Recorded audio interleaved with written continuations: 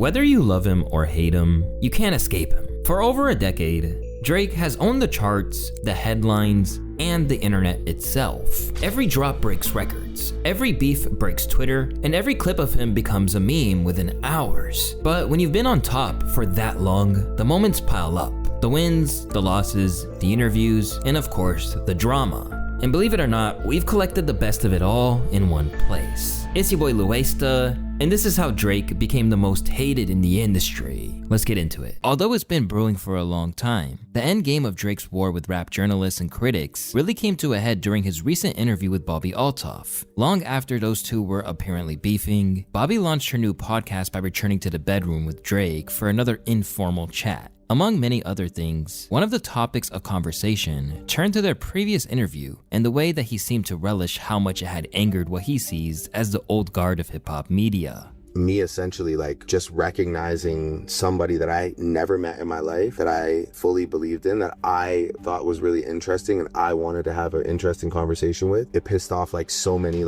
all these losers, these story journalists and this guy and that guy who feels so entitled to this interview about, and Drake never does anything for this type of media, and it just made people so angry. In fact, he believed that he expanded the horizons of where rappers could go to promote their work and wasn't afraid to congratulate himself for doing so. It changed a lot of things on TikTok. It changed a lot of things in the streaming world. It made people more comfortable to go sit down with somebody that they've never sat down with before, not to overly take credit, but when I do see somebody, who keeps to themselves, a Nicki Minaj, go to Kai Cenat's house, or these musicians go to a guy like Plackboy Max's studio and start making songs with him, I feel we did usher in the idea of just you can be from two completely different walks of life. Celebrities are not here, that we're not, the goal is not to be some unattainable head for your whole life. Drake not only claimed that he opened the door for rappers to use streamers to get their message out, but he even went as far as saying that all of hip-hop media was corrupt. For example,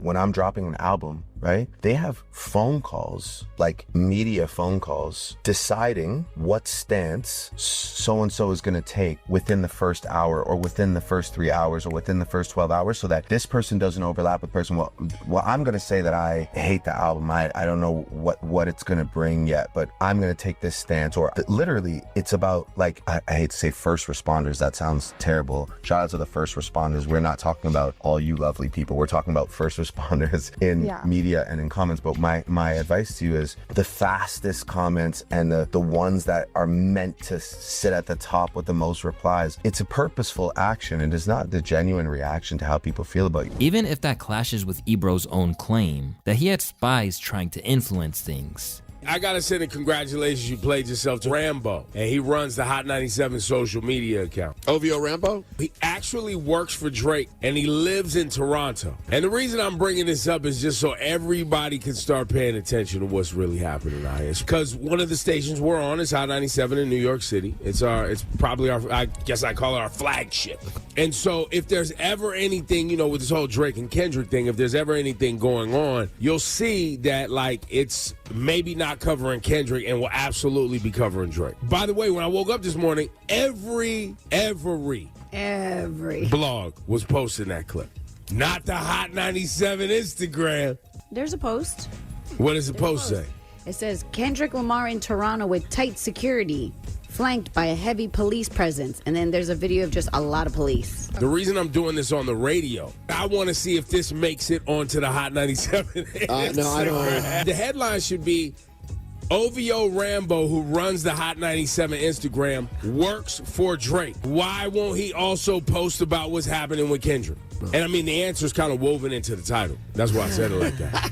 Overall, it's opposing views like these that really show us just how much there has been a growing disconnect between Drake and the media voices that once acted as hip-hop's cultural gatekeepers before the internet era. And with Drake insisting that he's reinventing the media wheel, it's unsurprisingly going to ruffle some feathers with some of his old rivals. Not least of all, Joe Budden and his crew, who felt like the reunion with Bobby was calculated and likely had an unspoken financial component to it. Him and whatever voice he picked for the day also doing the dry humor thing with an agenda that you can see. Above all, they ultimately weren't buying the idea that it was anything revolutionary. Well, the reason What why he did was change the way that people talk because he sat with someone that's not like that him. he didn't like, know and he didn't have a relationship with. When you show up on Bobby's podcast and attempt the spin, it looks like you care more about it than you're letting on. Once again, it seems like Joe and his podcast have been a thorn in the side of Champagne Papi. And ultimately, this is fitting when you consider that Budden is one of the people he's had the most friction with of all. And in all likelihood, it's contributed to the hatred that he's harboring for every older figure in hip-hop who make their living from the podcast mic rather than the studio.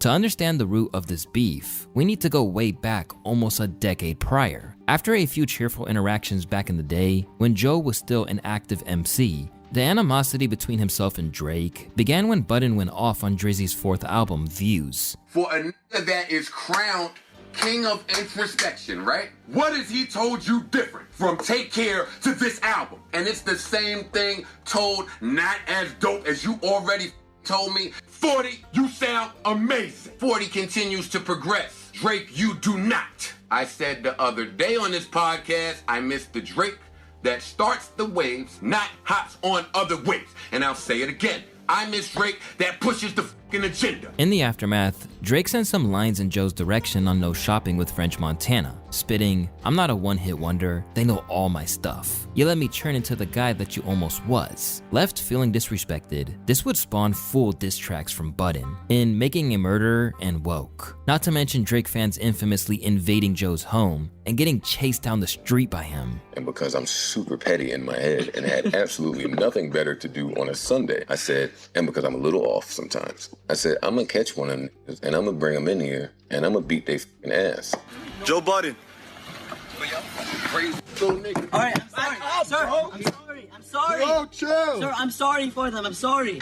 But even with all the bad blood between them back then, it's fair to say that as he transitioned to media, Joe seemed eager to let bygones be bygones. At times, he admitted that Drake surpassed the cultural boundaries of rap. Drake is a superstar, a pop superstar. He has transcended hip-hop. There's nothing that anybody in hip-hop can do single-handedly to ruin him. Facts. That's just a fact. We talked about that this week. I mean, yes. Nobody's oblivious to that. There were even other occasions that he appeared to have his back on everyday struggle, prior to academics making that his entire personality. Gotta lay something down if you making threats. Gotta say something now, don't hold your breath. And with him saying that to me, he was saying, listen, if y'all got a problem with all these claims I'm making, say something right now. Is Drake scared of Kendrick? Let me get my direct question. Yes. Although there are other times where he has plenty of valid criticism for him, including famed breakdown of Teenage Fever, examining his lyrics through the lens of Drake being heartbroken over Georgia Smith curving him. Oh, wait, all right, don't worry about it. Let me keep going. You say the word, I'm on the way. What word? It's a go? Come through. Do it. Get my parents asleep. This shit feel like teenage fever. She ain't neither. There you go. I'm trying to make it sound like Kells. Y'all gonna look back one day and say, oh, it was right there.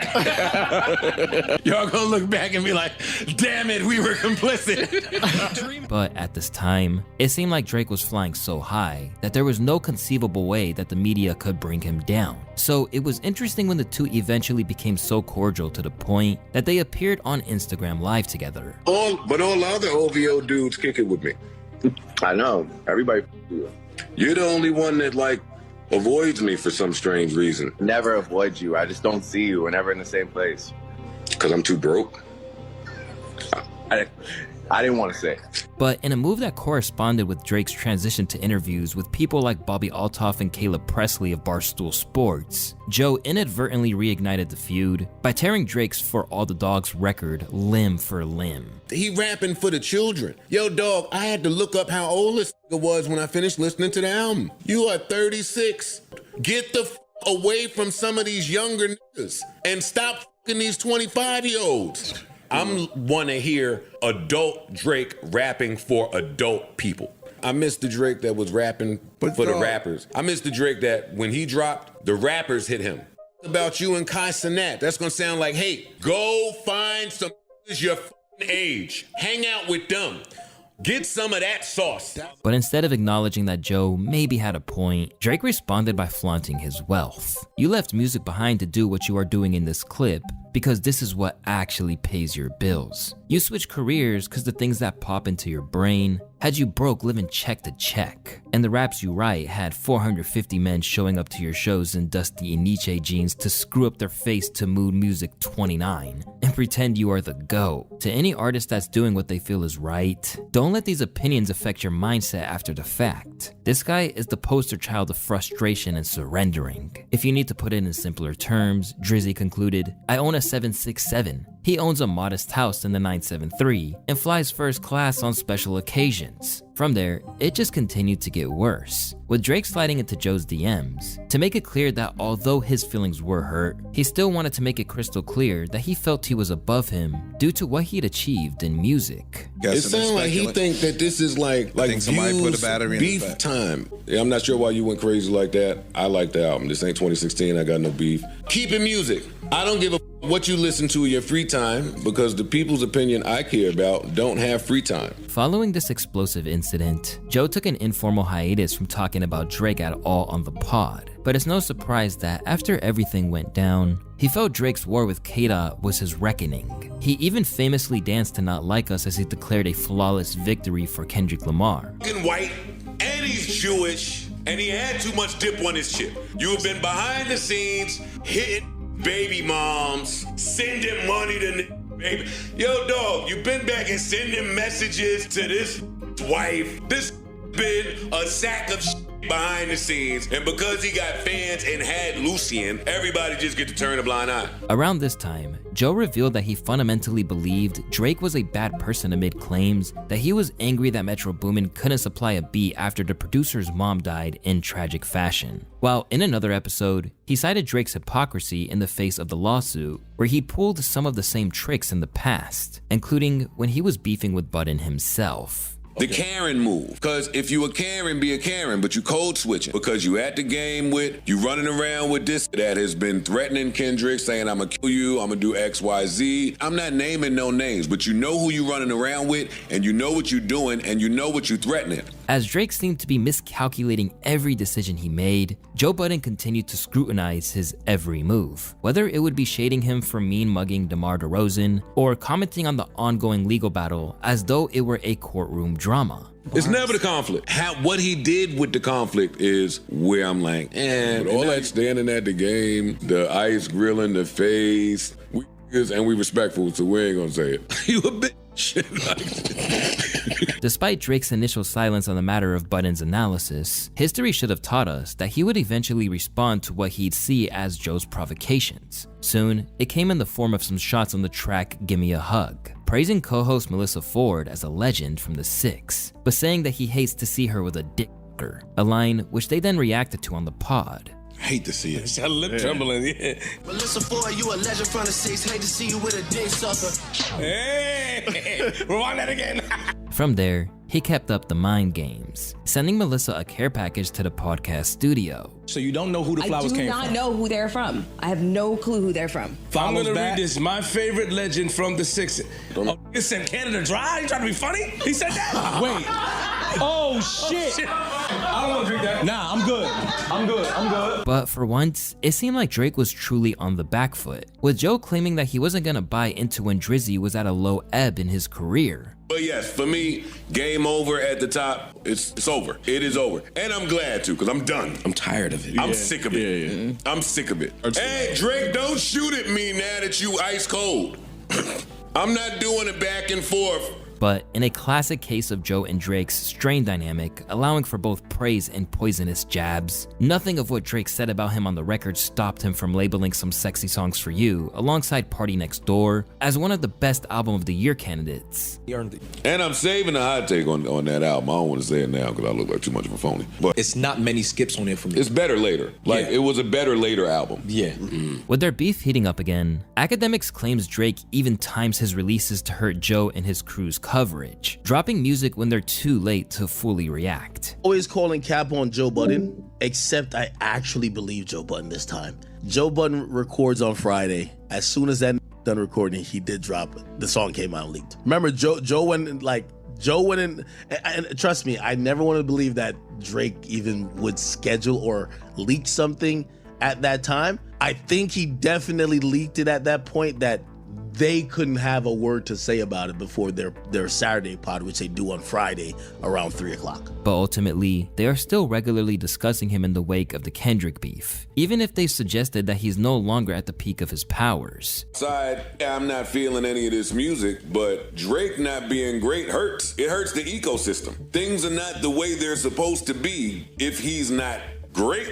But if you ask Drake's supporters, the invalidity of this take is clear and stems from his name still being at the tip of everyone's tongue, including Joe himself. If any of this was true, they wouldn't be talking about him. This ain't weird to you? This guy is a corpse dead in the water and a total loser that is not from the culture according to them, and they still talk about him every minute of the day. In the case of Joe and Drake, things evidently remain as complex as ever, and in no small part due to the fact that in spite of it all, there's an element of respect there. But when it comes to other figures in the media who didn't once have an impressive pedigree as an MC, the Six God can be much less forgiving. A prime example of a man who's been a massive contributor to the combative narrative around Drake in the media is the renowned Elliott Wilson. A true veteran of hip-hop journalism, Elliott has been a staple of cultural conversations for decades. At one stage, he and Drake were once on good terms, with Elliott and his co-host Brian B. Miller even being granted an interview with Drizzy on Rap Radar, where they didn't shy from asking tough questions. Everything from Pusha T's beef to the long-standing culture vulture conversation, which surrounds his work with grime and dancehall artists. I mean, musically, like when it comes to criticism, like you said, mentioned earlier, how some people might say, hey, Drake's appropriating this culture of music or, you know, for your own personal gain. How do you feel about those kind of critiques? I think that it's kind of a similar thing. They're curated by a bunch of people who just weren't on this boat to begin with.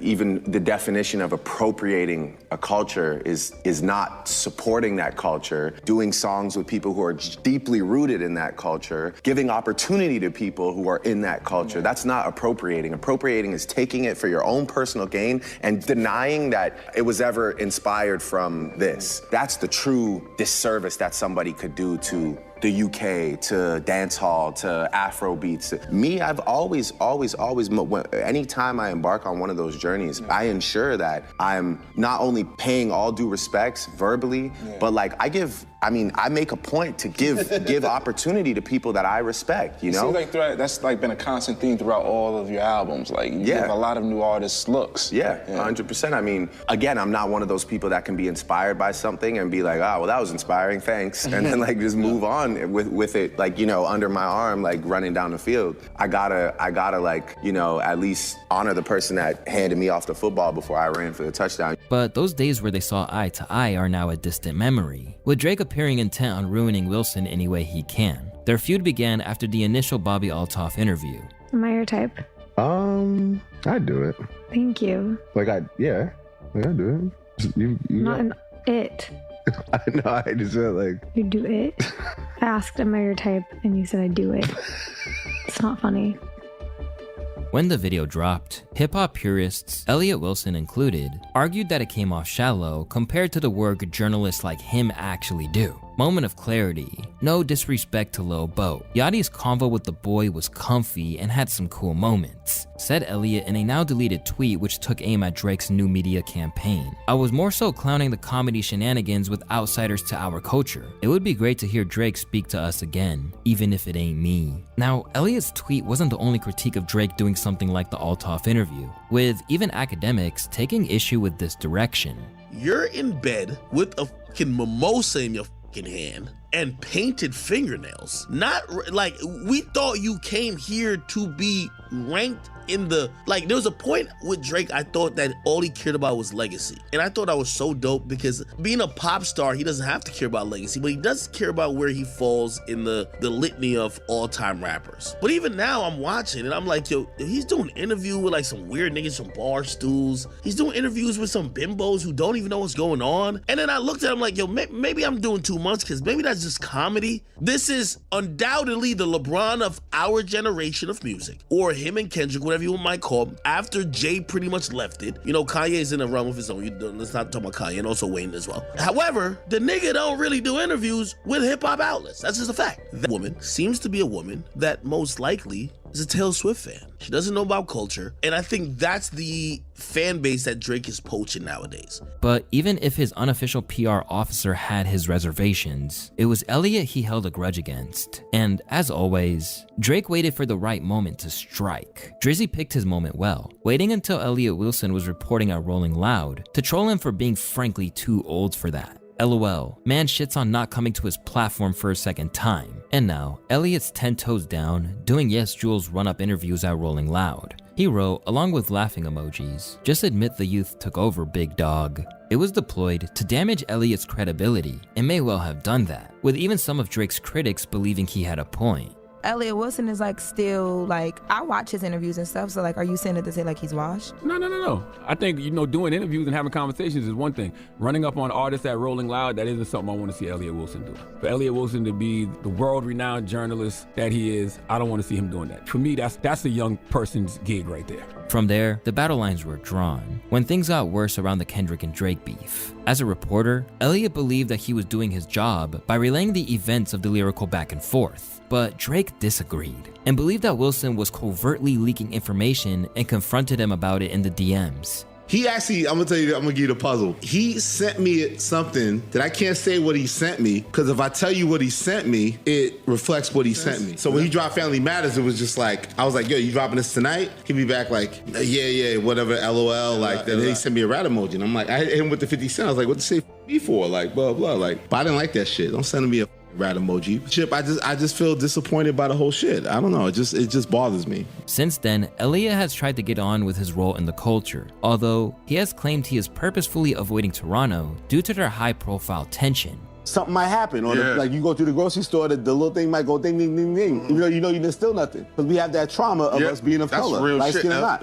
So I'm like, I gotta go get my paperwork and like get checked to go into this country. Like, this is big. Like, this nigga does not live where we live. He has his USA roots in Memphis and all that shit, but we had to go to his country to celebrate him. But so yes, if I'm not cool with him when everybody knows I was once cool with him, I don't feel comfortable going to Toronto. And that's not even just on some like his people or whatever. It's like, it could be fans nowadays. Fans is thirsty. They thirsty and crazy. Like, this the Trumpian type era of niggas. Like, these niggas is thirsty in like one clout. Like, oh, I saw Elliott outside the Chinese spot and Kendrick talked about. It's like, I don't want that cornball shit. So yeah, if I'm not 100 with this nigga, I was like, I'm not gonna go to his country. And even though there is some real heat on him from Drake, Elliott admitted that he'd still follow his journalist instincts and take the interview with Drizzy at a moment's notice. You at the one hotel. Let's do it. And you get a text from Kendrick that says, yo, listen, I have a window from 5 to 6.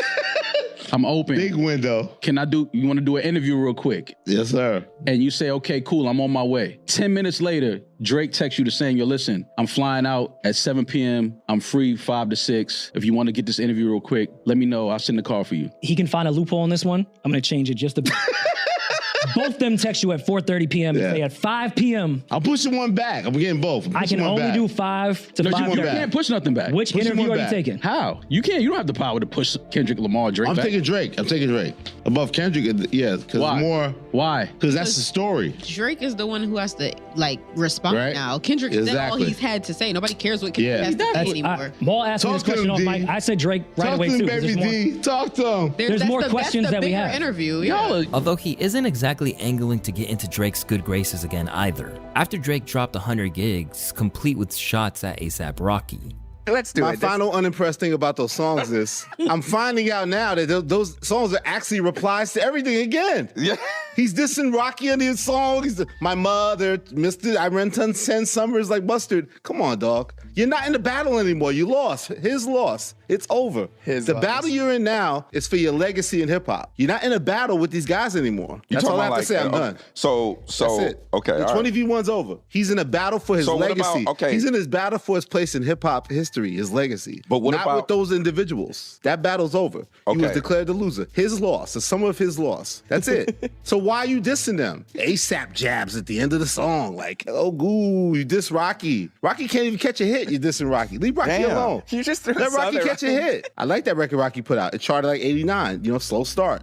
Rocky's dope. We all love Rocky. But there's no need to have this back. No one's here for some back and forth with you with ASAP Rocky after you lost to Kendrick Lamar. 20v1 thing is over. Now fixated on Drake in a way that many deem unhealthy, his former co-host Bida has suggested the whole situation has damaged his credibility. This doesn't even appear to be sour grapes, as Elliott seemed to be mindful of this, even hinting towards his standing in the world that he made a living in being hurt after it all went down with Drake. Elliott Wilson repair his relationship with Drake. Some would say it's damn near impossible. It's cooked. Nothing's impossible. I think I would have to re-earn his respect. I think I'd have to go on a run and become. I have to go on for media a Kendrick Lamar like run where Elliott's back in the conversation as one of the best that's doing it. His content's amazing and earn his respect outside of whatever feelings he may have about how I feel about what happened to him and Kendrick. I think it's that I have to earn. I think a lot of people look at me that way. Like they want to view me as I did a lot of great things then, and like even if I do cool things now, not view me as like in the top tier, get mad if I'm number 5 on a list and things like that. So I think I'd have to earn his respect with actions outside of it to then be willing to say, let's sit down and see if we could have a conversation. With his position seeming less stable than ever, Elliott's situation is one where you can see that tangling with Drake has been detrimental to his career, making him the first true example of Drake's campaign to discredit and destroy the media taking effect. And for Elliott, the biggest issue he faces is that it's clear that at least on some level, he ultimately wants to be liked by Drake, and if he let that go, then perhaps he would be immunized against it. Just look at the fortunes of one man who doesn't seem to cherish Drake's respect at all. In fact, he seems to actively thrive on his hate. This of course is Charlemagne the God. In case you weren't aware, the problems between them have dated back for years. When he first came out the gate, the Breakfast Club hosts always targeted him for being soft. There's 3 sexual orientations out here. It's gay, straight, and Drake. And Drake is just a whole different type of breed. It don't got nothing to do with nothing other than he's just a different type of breed, man. Drake's used to people laughing at him and talking about him behind his back from high school. So that was the who's laughing at me post. I hear y'all laughing at me. Y'all supposed to be my friends. I think Drake can rap. You know what I'm saying? I think he can rap. He's a dope rapper. But I hate when he sings. And I just think personally, he's a corny guy. And whether he'd admit it now or not, this hurt a young, less calloused Drake's feelings. Get in the car the next morning, turn on like Power 105, and hear some nerd telling them that I'm gay, or they have pictures of me, or that to me is like, why, man? Like, for what? Why are you using your job to tear me down? Like, you're a real fucking loser, Sorry. And I don't bother anybody. I'm not a foul artist. I'm not out here looking for trouble. I try and make beautiful music, try and be a positive role model. That's it, man. No new friends, no. At every turn, Charlemagne seemed intent on prodding at Drake until he finally seemed to gain some respect for him around the Meek Mill beef. Drake even famously sent him bottles in what seemed at the time like a peace offering of sorts. This guy Drake's really living his raps, man. Somebody was gonna make him buy bottles for Charlemagne. He bought 6 bottles of Dom Perignon. The whole 6 thing. I didn't buy these because wouldn't spend this kind of money with a card that says, "Let's be friends, Aubrey Graham." Hey, man, all I can say is salute to that guy. Salute to Drake. He's having a great week. From there, any war between them seemed to have been forgotten for years on end. But it would be renewed in 2023 when Slime You Out dropped, with Charlemagne remaining adamant that the track was a flop. I think Drake can rap. You know what I'm saying? I think he can rap. He's a dope rapper. But I hate when he sings. And I just think personally he's a corny guy. No new friends, no new friends, no new friends, no. Who talks like that? In response, Drake took to IG and labeled him not only an off-brand Morris chestnut, but tried his best to completely downplay Charlemagne's cultural relevance. Are you okay, Leonard? You kinda weirding me out, G. Like you really obsessed with me or something for years. Like you look in the mirror and wish you saw my reflection type shit. Whatever you gotta do, let it out. I'm sure your 135 loyal fans will stand by you, you fucking goof. To no one's surprise, Charlemagne was pretty unmoved by it, making light of the whole situation on the radio the very next day.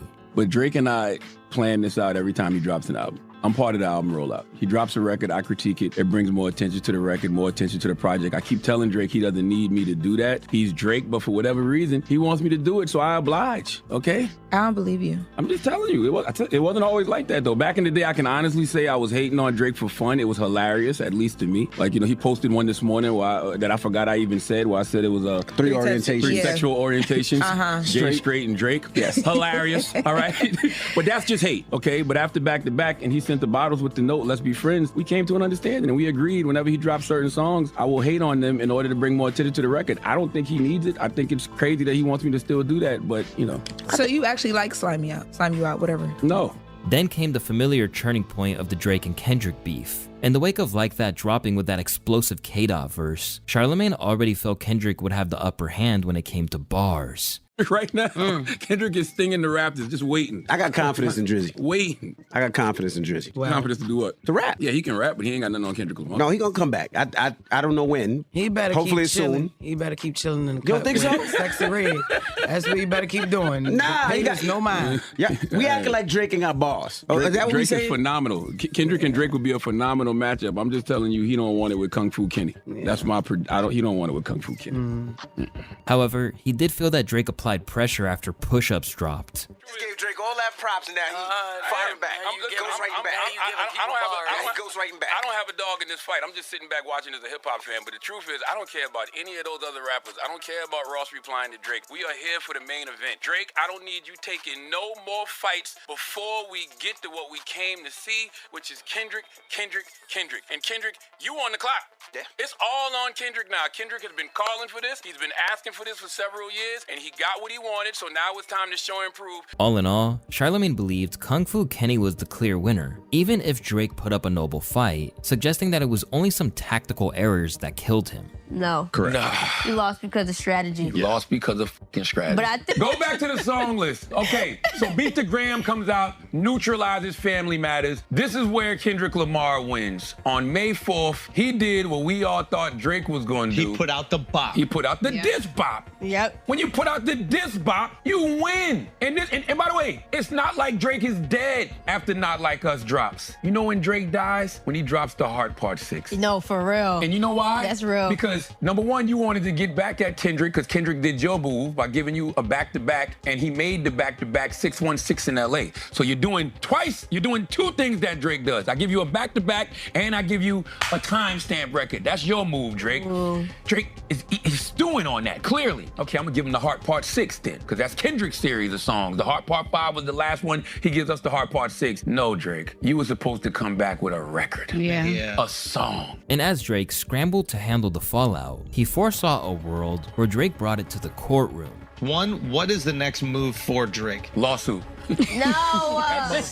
Sue. Listen. Why? He needs to sue all the investigators on Twitter have been pulling all the stories. The investigators on Twitter ain't got shit to lose. Let me tell you something. Drake is half white. Exactly. Okay? This is what Y'all about to talking learn. about saying he's gonna carry. Drake mama side of the family is like, oh no, Aubrey. No. This man is out here calling you a pedophile. Not Listen, Aubrey. there's probably people at Nike. There's probably people at Universal. There's people that got real vested interest in Drake. That is a multi-billion-dollar entity. Yeah. They're like, you gotta protect your name.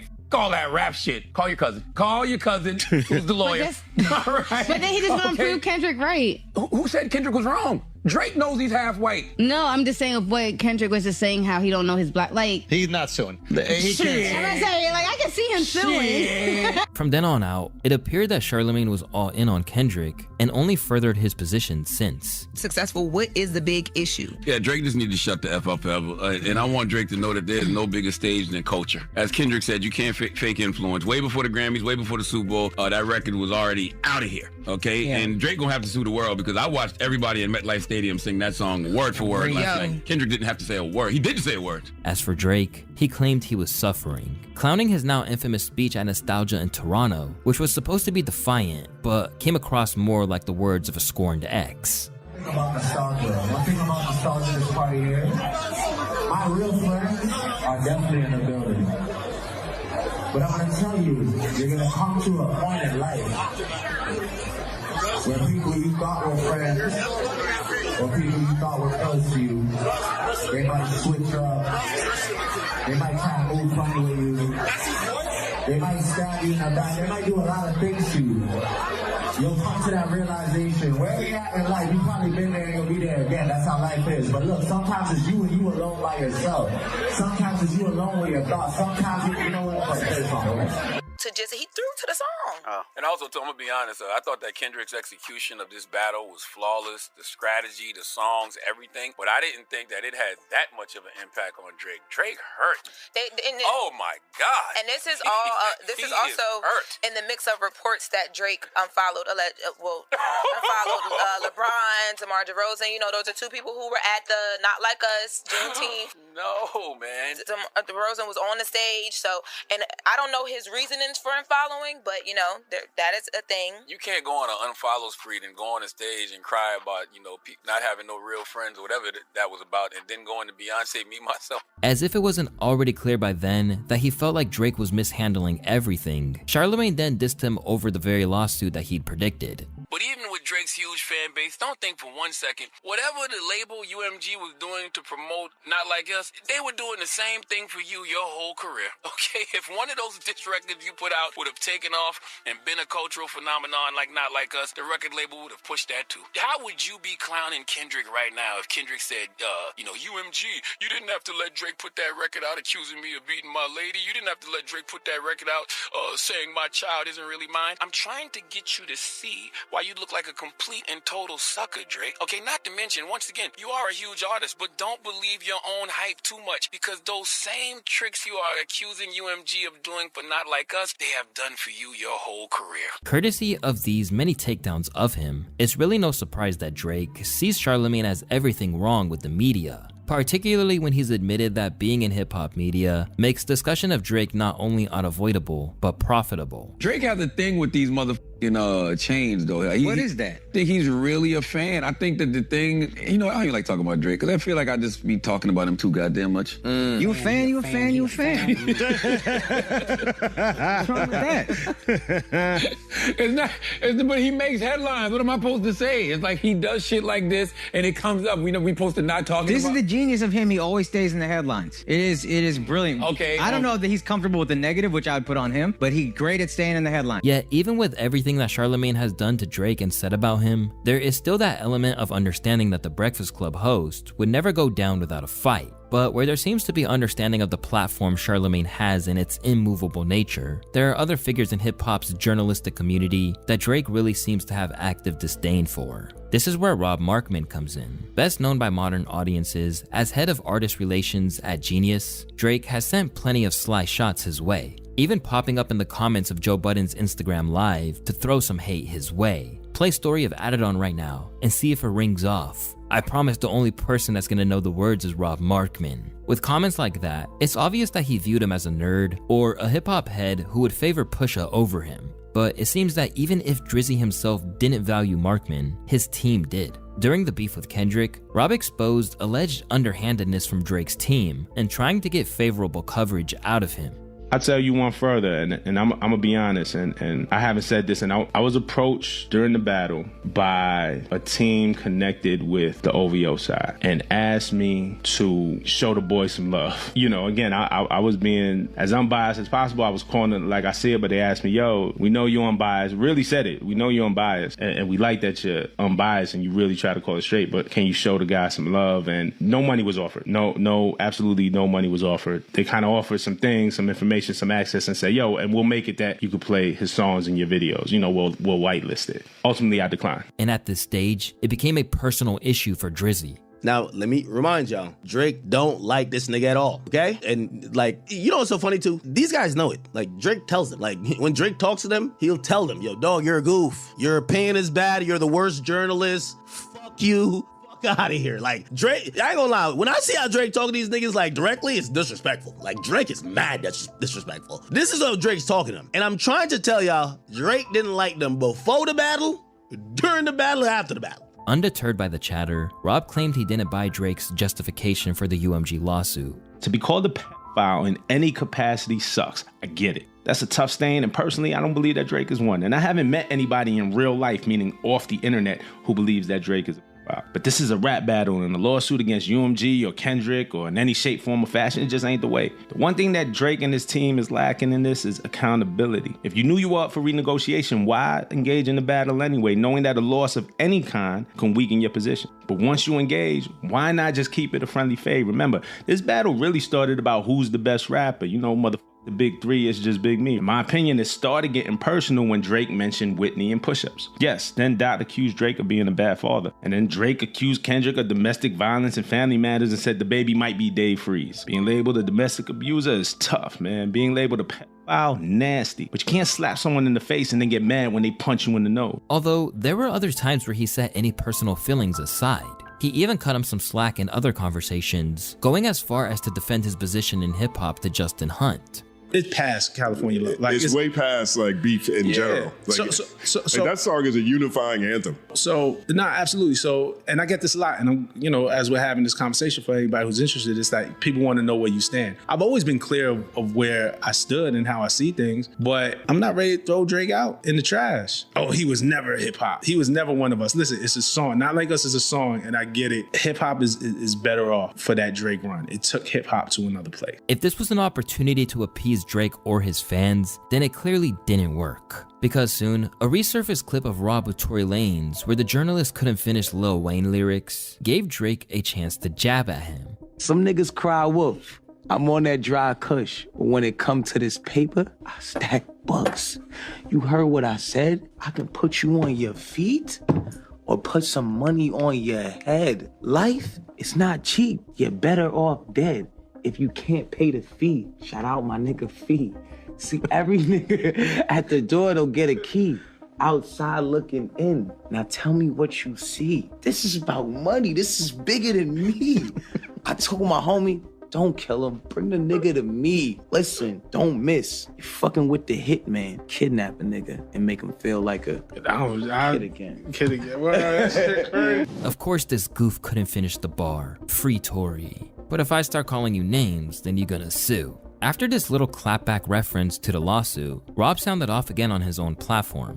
So I'm sitting there like, oh, we got jokes. A little bit of name calling, but we got jokes. I got jokes too. But I gotta watch what I say, because he might sue. Can't call no names. Rather than simply feeding into the drama, he ultimately suggested he was above it.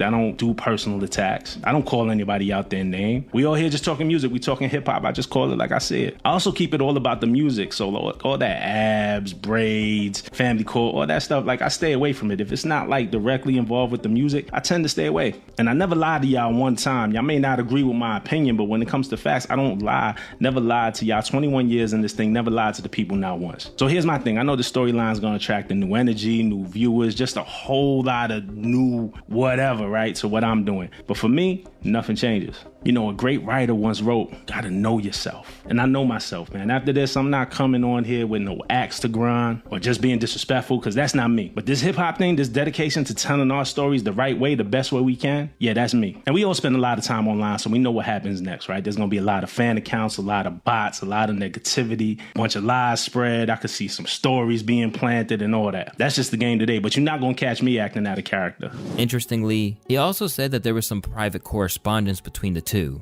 which he has opted to keep under wraps. Yeah, you got jokes, I got jokes too. So despite the interaction, despite the DM that he sent me last night, that I'm gonna keep that to myself. But despite that, I'm not gonna change who I am. I'm not gonna act out of character or come up here with an axe to grind. Because this shit is about, to me, this shit is about hip hop. It's about us. It's about all of us. I always talk about hip hop being communal. You know what I'm saying? This channel is nothing without the people who watch it. Your favorite rapper is nothing without the people who listen and who genuinely and truly support. The incident didn't merely blow over either, as others in the space were aggravated by what they deemed an unprovoked attack on Markman.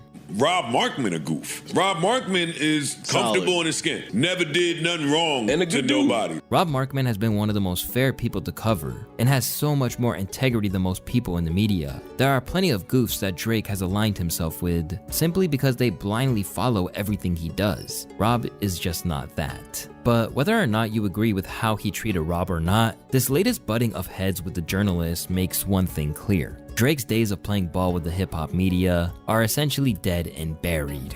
For some people who are inclined to give Drake the benefit of the doubt, it's because he's done attempting to fight through their agendas. For others, the argument would be that hip-hop media just won't cut him some slack he'll receive in other areas. And among the ranks of journalists and authors on hip-hop culture, this explains his pivot to streamers and comedians over anyone in the media. In the view of Somaya Krishnamurthy, these new avenues he's opened up function better in terms of what he's looking to achieve. And these days, that's getting hold of the narrative after the most turbulent period of his career. And I think for him doing Bobby Altoff's podcast, it's a perfect place for him. She's not going to put anything out there that makes Drake look bad. She's going to softball him. Everything's going to be about him in a positive light. Critique is viewed in a negative manner. It's like critique equals hating.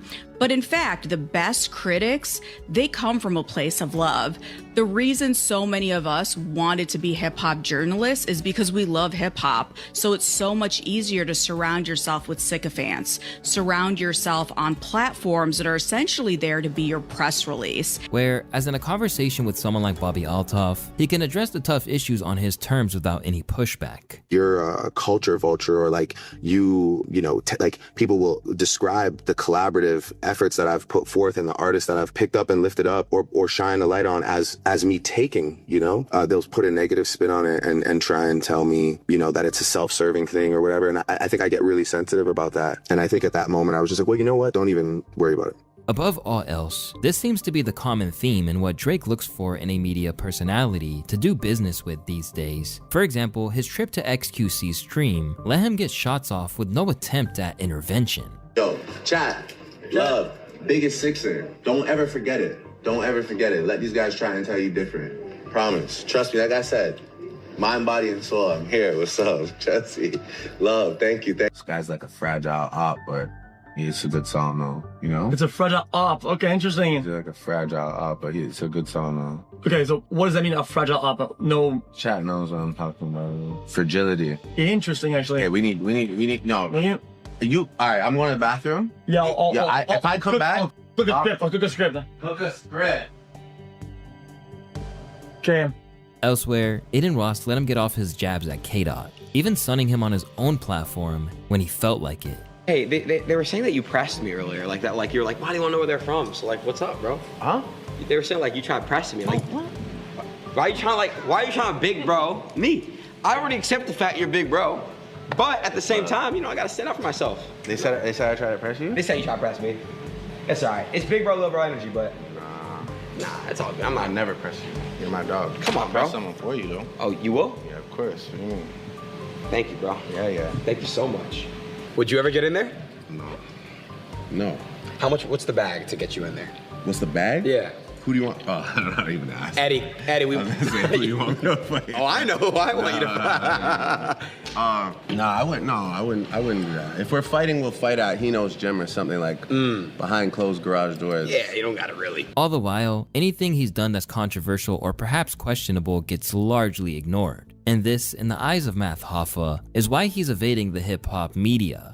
This is a great look for Bobby. Is it a great look for Drake? I think Drake has been ducking hip-hop media. I think there's so many things that I would love to ask him right now that he might not enjoy answering. You know what I'm saying? I think it might not be the best look for him. Like, if he went on Drink Champs, he got lit, started talking about, definitely feel like Drake has been taken, like, he's just mad at all of us. He's mad at all of us. Although it doesn't look plausible that he'll ever return to talk to Budden, Charlemagne, or anyone else like that, Rory still thinks there are ways he can engage with more conventional outlets, while Maul thinks there's no way to finally quell the narrative. I can be objective and understand why Drake would want to avoid hip-hop media or avoid any real conversation until the time is right of when the album comes out and he does want to address everything. But, perception is still a thing. Who would you like to hear him with? If Drake went to Drink Champs tomorrow, I'd be ecstatic. If Drake went to Hot 97 tomorrow, I'd be ecstatic. If Drake went to Charlemagne tomorrow, I'd be ecstatic. No matter who you want Drake to sit with, once he sits with them, people are going to say, oh, they didn't ask him this. He didn't talk about that. He didn't address. And even if he does, even if they ask all the questions that we all want to hear answers to, however Drake answers it, people are going to feel a way about that. Listen, it's going to be think pieces about his answers. It's going to be clips about his answers and his streams about how come he didn't answer this. It's like, everybody just shut the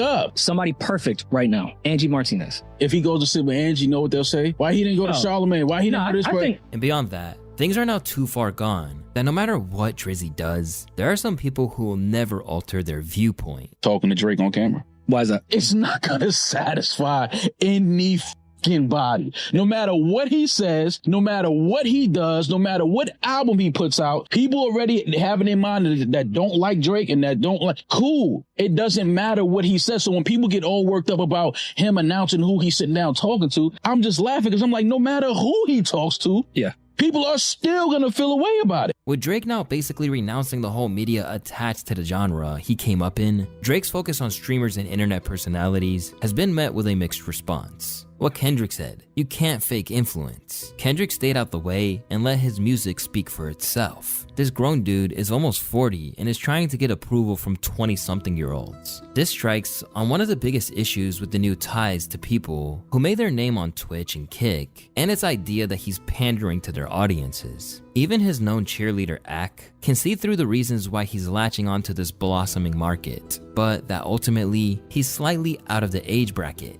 They always said Drake is in a fork in the road. They're like, Drake is seeking and probably chasing some of these newer audiences. However, they'll never love him like how they love the current guy that represents them. Like, for example, my favorite artist of all time in hip hop is Drake. That's not Kai Cenat's favorite artist, right? His favorite artist is A Boogie. I don't think if A Boogie dropped something, Kai Cenat would be saying, this shit's I think what Drake wants doesn't necessarily want him, but also the old media that wants Drake don't want them. It's a bunch of people that are trying to get to either platforms or audiences that intuitively don't want them. And it just kind of goes in, it's like the symbolism of life. Usually in life, whatever you want at the time doesn't want you. And it is what it is. You get what I'm saying? In a rare case of him really critiquing Drake's strategic direction, academics argue that his attempts to engage with that fan base isn't organic in a way that's only gonna hurt him in the long run. Towards that audience. And it's more of a profound like, whoa, when that audience or the person that controls that platform kind of rejects whatever he was doing. And it just reminded me of that saying. It says, listen, the more, as time goes on, the more you try to appeal to a particular demo, they'll never love you as much as they love the current guy. Because if he's only trying to appeal to the hyperactive audience associated with streaming, then it's ultimately going to box him in creatively. Or maybe what's going on contractually with you, or where you are in your life, you're about to turn 40. His audience don't want to hear that shit. You feel what I'm saying? So it's a fork in the road.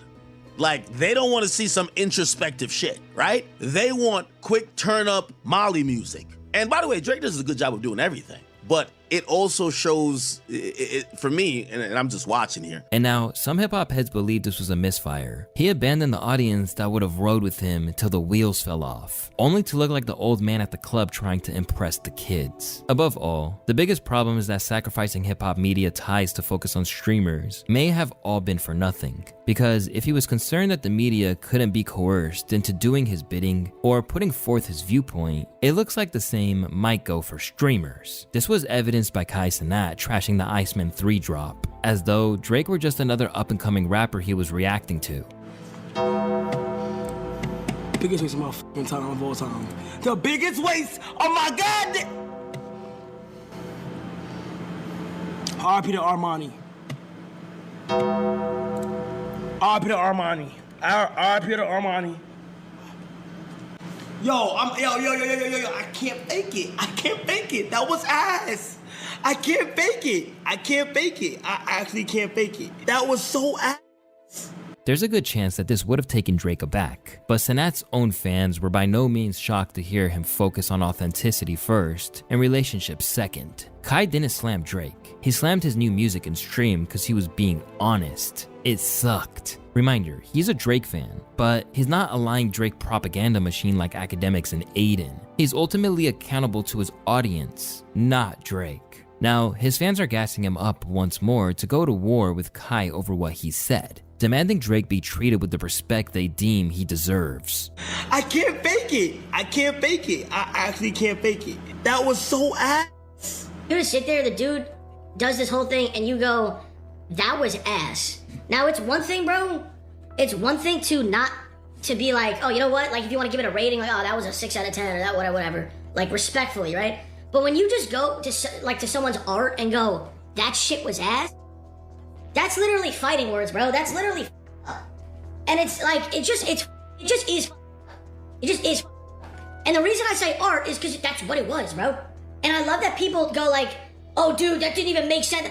But meanwhile, if it was K-Bot, what the they say? There'd be entire hour-long breakdowns of each frame. Oh, did you see when Kendrick was facing the right? That's because of the comp, dude. Although, if he wants to retain the love of the streaming world, then coming at its current king really isn't the strategy he should opt for. Particularly when he's already burnt so many bridges in the hip-hop content space that he's written it off once and for all. Whether Drake likes it or not, his disavowal of people like Budden, Charlemagne, Wilson, and Markman doesn't change the fact that he will always be within their content agenda. And perhaps even more distressingly for him, their opinions will continue to be valued by the very audiences that he's fighting to retain the love of. Now left out on a limb, Drake is proving that he doesn't need hip-hop media. But that doesn't mean aligning with the youth-led influencer and streamer world is gonna do anything positive for his public image as he continues to age before our eyes. Particularly when he's given the middle finger to an entire industry that now has no reason not to want him to fail when he's made it deeply personal time and time again.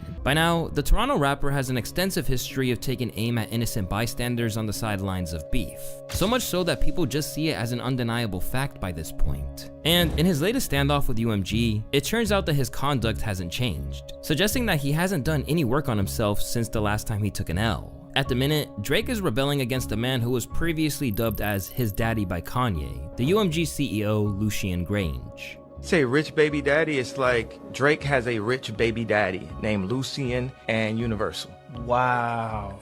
He's like, like, man, my daddy got it. You know what I'm saying? It's like, my daddy controlled the spins. My daddy got the DSPs. My daddy. Drake has a rich baby daddy. Despite Drake and his company, Frozen Moments LLC, suing Universal for defamation over the lyrics in Not Like Us, the label has refused to back down and fired back with a statement that openly mocked his claims. Not only are these claims untrue, but the notion that we would seek to harm the reputation of any artist, let alone Drake, is illogical. We have invested massively in his music, and our employees around the world have worked tirelessly for many years to help him achieve historic commercial and personal financial success.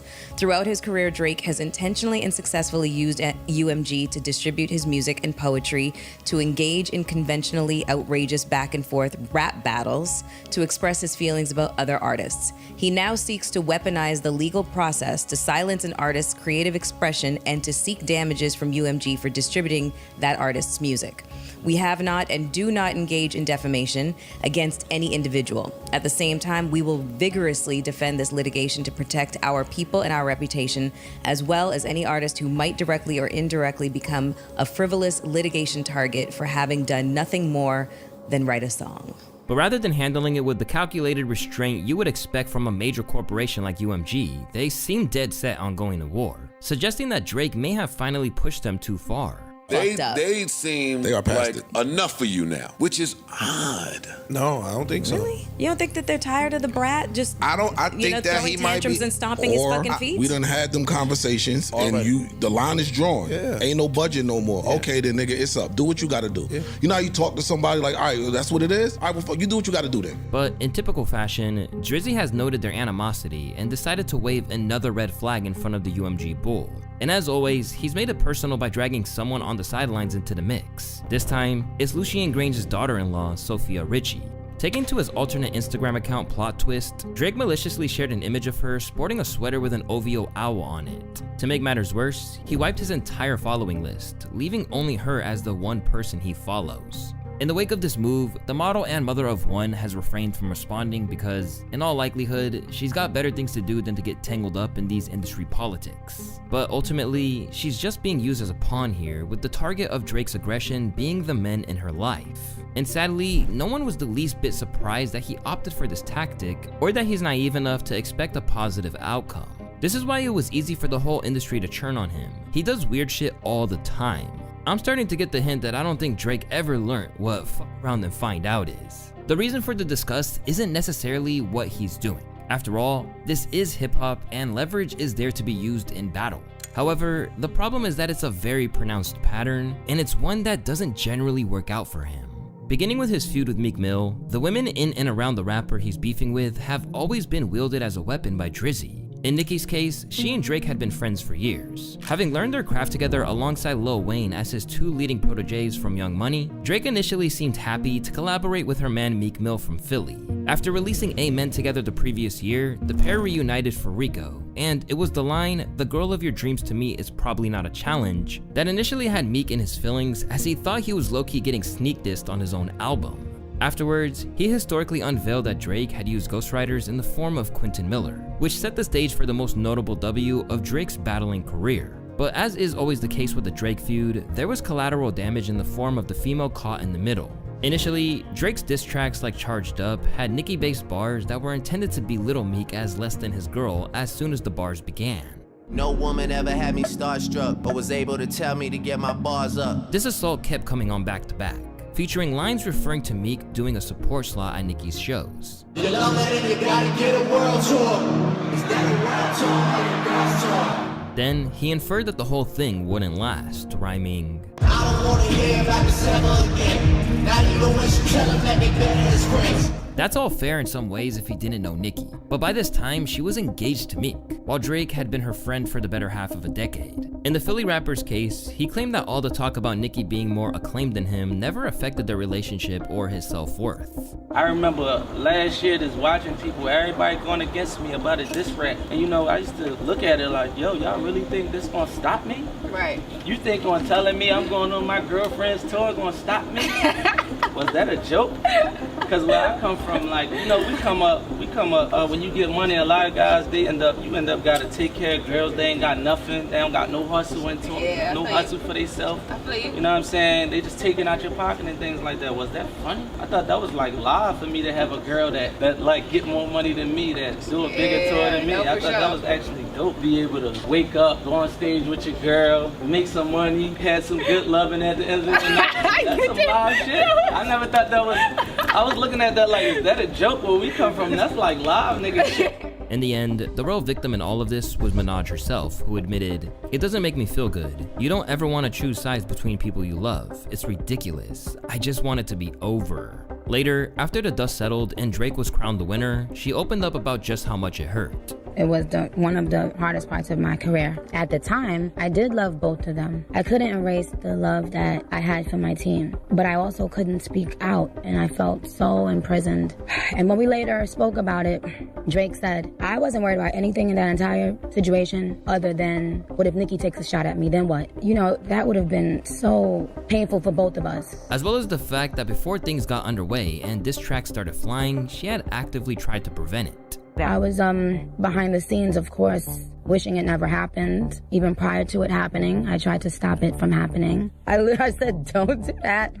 It is what it is, you know, like, one thing I do know is that both Meek and Drake have moved on from that. Yes, they have. From the anger and all of this stuff. As for her relationship with Drake, she claimed that they almost squabbled over it. I would be lying if I said Drake and I didn't have a whole conversation about this, where I told him, man, what, I don't think, you know, because I was still in the mode of things that Meek, you know, did. And then seeing the relief that they both got from it and seeing it be so genuine, like, if you know them, you know that this has been weighing heavily on them, because it's not about who's more successful or any of that. It's just about, man, when you know that you've known someone and y'all was cool and you actually truly liked them as a person at one time, and then something small became something big, and then now you guys hate each other and you carrying that, it's something that is just, until it's dealt with, it feels horrible. Like, it just feels like it's eating away at you, you know? But no matter what you do, you gotta make sure you're not in the same building with this person. You gotta make sure that, you know, so I'm happy for them. And while she might have been happy enough to move on, it doesn't change the fact that he put her in that situation. And seeing that right after this fucking brawl that, you know, at the biggest party of Fashion Week, I just felt so embarrassed. Like, this is not supposed to happen. But the damage left behind the scenario was done, and by 2017, Meek Mill and Nicki broke off their 2-year engagement. To confirm, yes, I am single. She tweeted on January 5th, focusing on my work and looking forward to sharing it with you guys really soon. Have a blessed new year. Then, by February 1st of that year, she posted a picture alongside Drake. But it's safe to say that despite the occasional interaction, their relationship has never truly been the same. In fact, Nicki was one of the first to call out his hypocrisy, pointing out that he had no problem benefiting from his UMG ties long before he decided to take legal action against them. After feeling her Queen album had been undervalued and underpublicized by her label, she suggested it was due to her unwillingness to play ball, while painting Drake as someone who reaped the rewards of playing along with the industry. Spotify put Drake's face on every playlist but told me they'd have to teach me a lesson for playing my music 10 minutes early on Queen Radio. Even though they've been giving away my music for free for years, and I am one of the top Spotify artists of all time. Whether he held a grievance over this or something else entirely, Drake would wind up doing Nicki dirty again. After initially being announced for a collaboration, Minaj was reportedly cut from Before All the Dogs. The track in question, Needle, was one she had personally requested for her own project, only for it to be claimed for Drake's album and then ultimately left unused. You know, originally this song was going to be on his album, and it's so crazy how I always wanted it for my album. Recently, she called him out for choosing to collaborate with Latto, one of her known rivals, instead of her, hinting that the relationship might be beyond repair. So, Ugly Boy 1 and Ugly Boy 2, they know they forever gonna have a willing participant because our girls are so desperate for this thing, you know. Nicki held Drake down and didn't switch on him like everyone did during the Kendrick beef, just for him to collab with Latto. And while Nicki fans are correct that she never actively rebelled against him or joined in to throw fuel on the fire, she also didn't make any attempt to defend him at the height of the Kendrick beef either. But it's not like she's been shy about calling out Dot as well, as when Lil Wayne was snubbed from the Super Bowl halftime show, she was quick to come to his defense. In the Meek beef, Drake picked up an emphatic victory, but it appears to have been at the expense of damaging his bond with Nicki. And if he's willing to throw a longtime friend into the crossfire, should it really be a surprise that he's kept using the same tactic over and over? Except from here on out, it has continued to backfire, which was especially clear when he engaged in a rap battle with Pusha T. By 2018, tensions had been bubbling between Drake and one half of the Clipse duo for a while. In a lot of ways, they had always been feuding as an extension of the longtime animosity between Star Trak and Cash Money.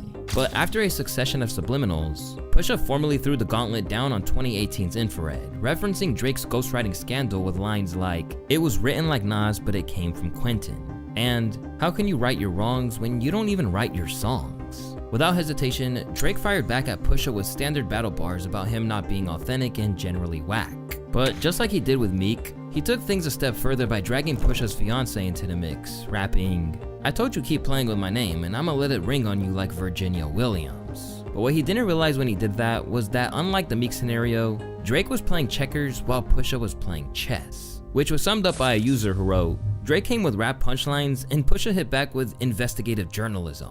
On the story of Adidon, Pusha let it be known that bringing his family into it in the shape of Virginia was a bad move that would have terrible consequences, rapping, "Since you name dropped my fiance, let him know who you chose as your Beyonce." With that, Pusha sought to destroy him once and for all, exposing that he had a kid with an adult star known as Sophie Brousseau and hid it from the world. In the process, he exposed not only what Drake had withheld from the public, but blew up the Adidon Adidas press run that was supposed to help him bring it to the attention of the world. In the aftermath, everyone knew that Push had won and he didn't feel the slightest bit of remorse. All because Virginia's name was mentioned. All bets are off because of that. That alone causes all bets to be off. I agree with you. Fair game. All relationship stuff is on the table now because he brought up your fiance. I agree. Yes. For Pusha, it was truly deeper than rap, as he insisted that he was trying to start a broader conversation over his character. If Drake taps out, would you stop Push? Would you be like, all right, I'm good? No. Tap out. I mean, yeah. You know what? I'm not gonna bully the situation because I feel like I think it's bigger questions now, though. I really do. 100%. They don't have to be answered to me, but I definitely feel that there are bigger questions than the things that I brought up, and I mean that he has to answer. I really feel like they need to be answered. That's real. We talked about the writing or whatever, the ghostwriting allegations. All right, cool. We off that. Now you get to like, you know, the baby. the mimicking of the black Blackface, culture. right. Blackface. I mean, okay, I'm not ready to excuse that. I'm not really ready to excuse, you know, you talking multi-millionaire talk to me and you tucking a baby. Like, I'm not with all of that. Right. So like, I don't even hang with my friends who have child support issues. In later interviews, he noted his disdain for healthy relationships and proclaimed it all went back to his childhood. Now I gotta dig deeper into who the person is. Now I gotta dig in and see, what are y'all like? What's your family like? Oh, your dad left you at 5. Oh, I get that. He never walked you to the bus stop. You're mad about this. Oh, like you parade your dad around in these weird suits. Parade him. It's clown-like. That's what I get. I get clown feelings from that. Back then, even his current day defender Maul agreed that bringing women into it meant that anything could happen. He said it. He put it out there. Nothing is out of bounds right now. What did Drake say about his fiance? He said her name. A wedding ring of what? Said he was gonna make it ring. But Push probably feels like Wait, time out. Before y'all go any further, I've been saying for quite some time, no, niggas from a different generation, like you just speaking, you can't talk about somebody's girl. Yeah, you beef because the second you talk about somebody's girl, you have triggered something. Yeah. You have triggered another level in beef. Yes. Like I'm getting on the phone, I'm looking for you. We gotta talk. Like, really not doing that. So I do understand that. Yet he's done it time and time again. After claiming the sex was average with you about Rihanna, he got retaliation from Flacco, who spit, "In they feelings over women. What, you hurt or something? I smashed before you birthed, son. Flacco hit it first, son." And when Not Like Us dropped, Drake sought to hit mustard where it hurt, following his ex-wife and mother of his 3 children on Instagram. It doesn't stop there either. When getting roasted in the comment section by some random dude on Instagram, his first line of defense was to go straight for the women in his life. "I just followed your girl because she's probably miserable and needs some excitement in her life." But while these stories are well documented, there's one instance where Drake tried to hit a rival MC where it hurts. One that only adds to the perception that his tactics are a little suspect. The tension between Mos Def and Drake is a bit unusual. In many ways, it started with Drake himself. After Complex reviewed his poetry book, he took to Instagram to fire back at the reviewer, writing, "Can you do an article where the baddest Instagram girls in the world review my poetry book? Not the head of the Mos Def fan club. Thanks." Not long after, Mos, now known as Yassine Bey, was asked about his thoughts on Drake. And the legendary conscious rapper behind Black Star with Talib Kweli and the classic Black on Both Sides didn't hold back. Like, is Drake hip hop? I know. Drake is we're here pop. for truth. We're here for Drake truth. Drake is pop to me. Right, that's fair. In the sense that it's charting like pop music, popular music. In the sense, like, if I was in Target in Houston and I heard a Drake song, so it feels like a lot of his music is compatible with shopping, or it's you know, music, shopping with an edge in certain instances, or. Fair. I like Drake's music, but I understand exactly what you're saying. Of course, I mean, it's commercial, entertaining, fun, good, formulaic music. It's likable music. Yeah. It's likable. As always, Drake took this personally, even if most of his criticism was purely his perspective on music. Soon, he took to Instagram, referring to the legendary spitter as a bohemian bucket, which is slang for crackhead. Now, thankfully for Drake, Mos is a humble and mature man. So rather than getting in his feelings, he actually explained what was transpiring. Drake, if you would like to speak to me directly, you can at any point. I reached out to Chappelle, asking to reach out to you. I DM'd you. You are a very talented MC. I require more of myself and others than just talent or charm or charisma, particularly in times of urgent crisis. And what I would like to see in terms of creators or creative people in the world as it relates to our culture is for people to connect with us beyond the jukebox. And maybe Drake should have listened, because with one quote, he actually predicted a lot of the jumping ship that occurred during the Drake-Kendrick beef, almost as if he was forewarning what would come. You know, a fair weather friend can hardly be called a friend at all.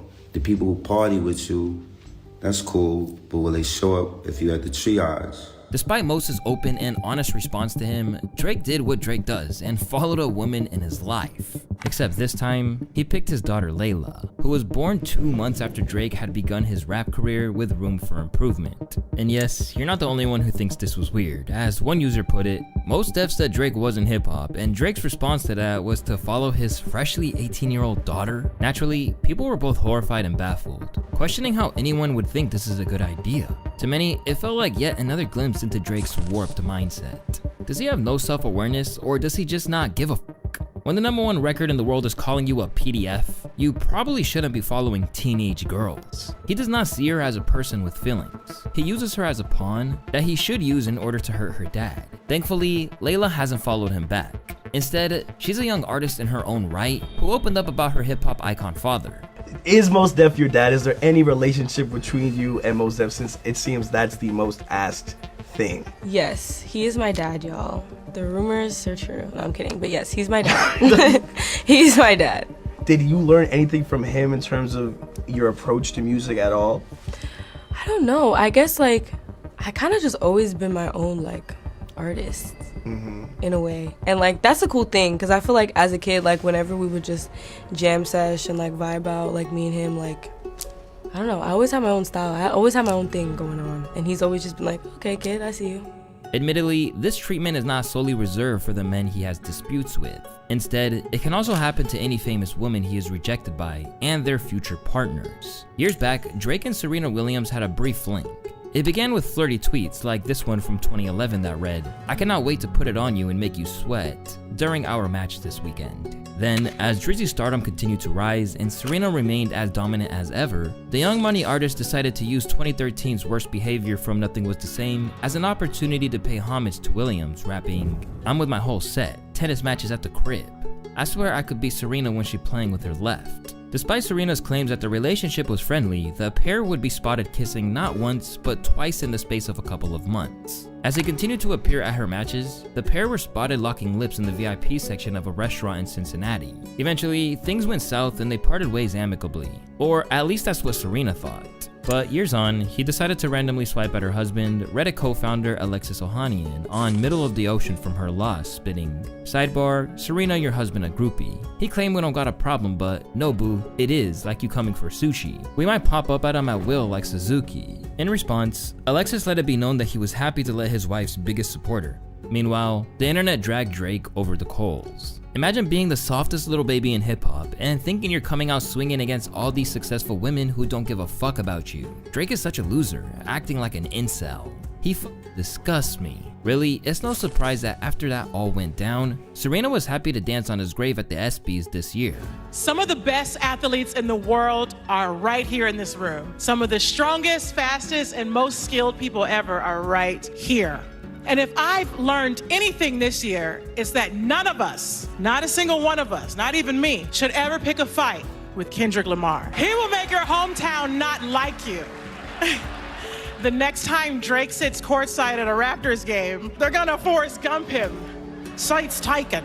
And of course, she did so at the Super Bowl, where she joyfully crip walked to Georgia Smith, the British R&B artist who had a brief thing with Drizzy. No interaction was between Drake and Georgia. I'd be like, he's definitely texted her at 4 a.m. saying, "I need you, girl." Has he never sent you that text at 4 a.m.? Oh man, I've got Drake all wrong. I guess he's not as emotional as everyone thinks. He's not. He's a tough guy, clearly. Once they broke up, Drake threw bars at her new man, Joel Compass, for having the audacity to be less successful than him on the track Jaded. "I need to know how the new doo-doo guy does the same thing I do for a living, but is less wavy." Of course, it didn't stop there, and with a sizable age gap between them, the entire song had people creeped out by its lyrical approach. Did y'all think he wants to control her? I could tell a girl you had potential and I wanted to shape it. No, you can. You could definitely tell a girl that. It's not gonna go over well. I'm convinced that this is about Georgia Smith. Y'all don't judge him for getting a 20-year-old name or number tattooed on him. Come on, man, with this casual bullshit you niggas is doing. I didn't know. Listen to the fucking song and tell me that the shit that he's saying about a 21-year-old girl, I think that record was definitely about Georgia Smith. And I'm glad you related. And I think it's creepy. But y'all think it's fine, so I don't know. I don't know who it's about. In every case, Drake's battle strategy follows the same strange pattern, targeting people who aren't even in the fight, hoping to provoke a reaction. After Pusha, you'd think he would have learned his lesson, but instead, he kept doubling down. In no time did it backfire worse than when he tried it with Kendrick. Back at the outset of the beef, Kendrick Lamar let Drake know that this was a sporting contest, declaring on Euphoria that this is a friendly fade, you should keep it that way. But instead, he chose not to heed Kendrick's warning. And across Family Matters in the Heart Part 6, Bringing up his fiancée and mother of his kids, Whitney Alford, would be his undoing. It started out with bars like this, which made some big swipes about Kendrick's personal life. Proposed in 2015 but don't want to make her your actual wife. I'm guessing this wedding ain't happening, right? I heard one of them kids might be Dave Freeze. Followed up with, only f***ing with Whitney's, not Millie Bobby Brown's. I'd never look twice at no teenager. And Whitney, you can hit me if you need a favor. And when I hit you back, it's a lot safer. Drake even did some digging into Whitney's IG to find the comment where Dave Free commented a heart emoji on one of her pictures and then listed that as the cover art. However, as Kendrick made clear on Euphoria, don't speak on the family, Crody. You can get deep in the family, Crody. Talk about me and my family, Crody. Someone go bleed in your family, Crody. But Drake didn't listen, setting himself up for everything that followed. From Not Like Us and the pop out to the Grammys, the Super Bowl, and even the GNX tour, the fallout was relentless. And in the aftermath, even industry vets like Exhibit suggested Drake had no idea what he was getting himself into. I think he was severely underestimated. And when you look at the parable of David and Goliath, and you see, somebody who's, very, dismissive or very arrogant or very, feeling like, because Drake wasn't talking the way he's talking now. What we're seeing now is... Hold on. What we're seeing now is the repercussions of stepping on somebody that you shouldn't have stepped to. Like, they're not even in the same class. In my opinion, Drake should have just put out a massive hit for the women. And after pushing so hard to paint a narrative that K-Dot and Whitney were estranged, her music video appearance would prove to be the ultimate death blow. The family matter and the truth.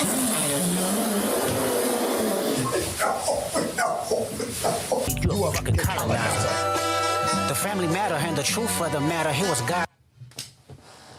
The family matter and the truth of the matter. Here was God's plan to show y'all the liar. Here was God's plan to show y'all the liar.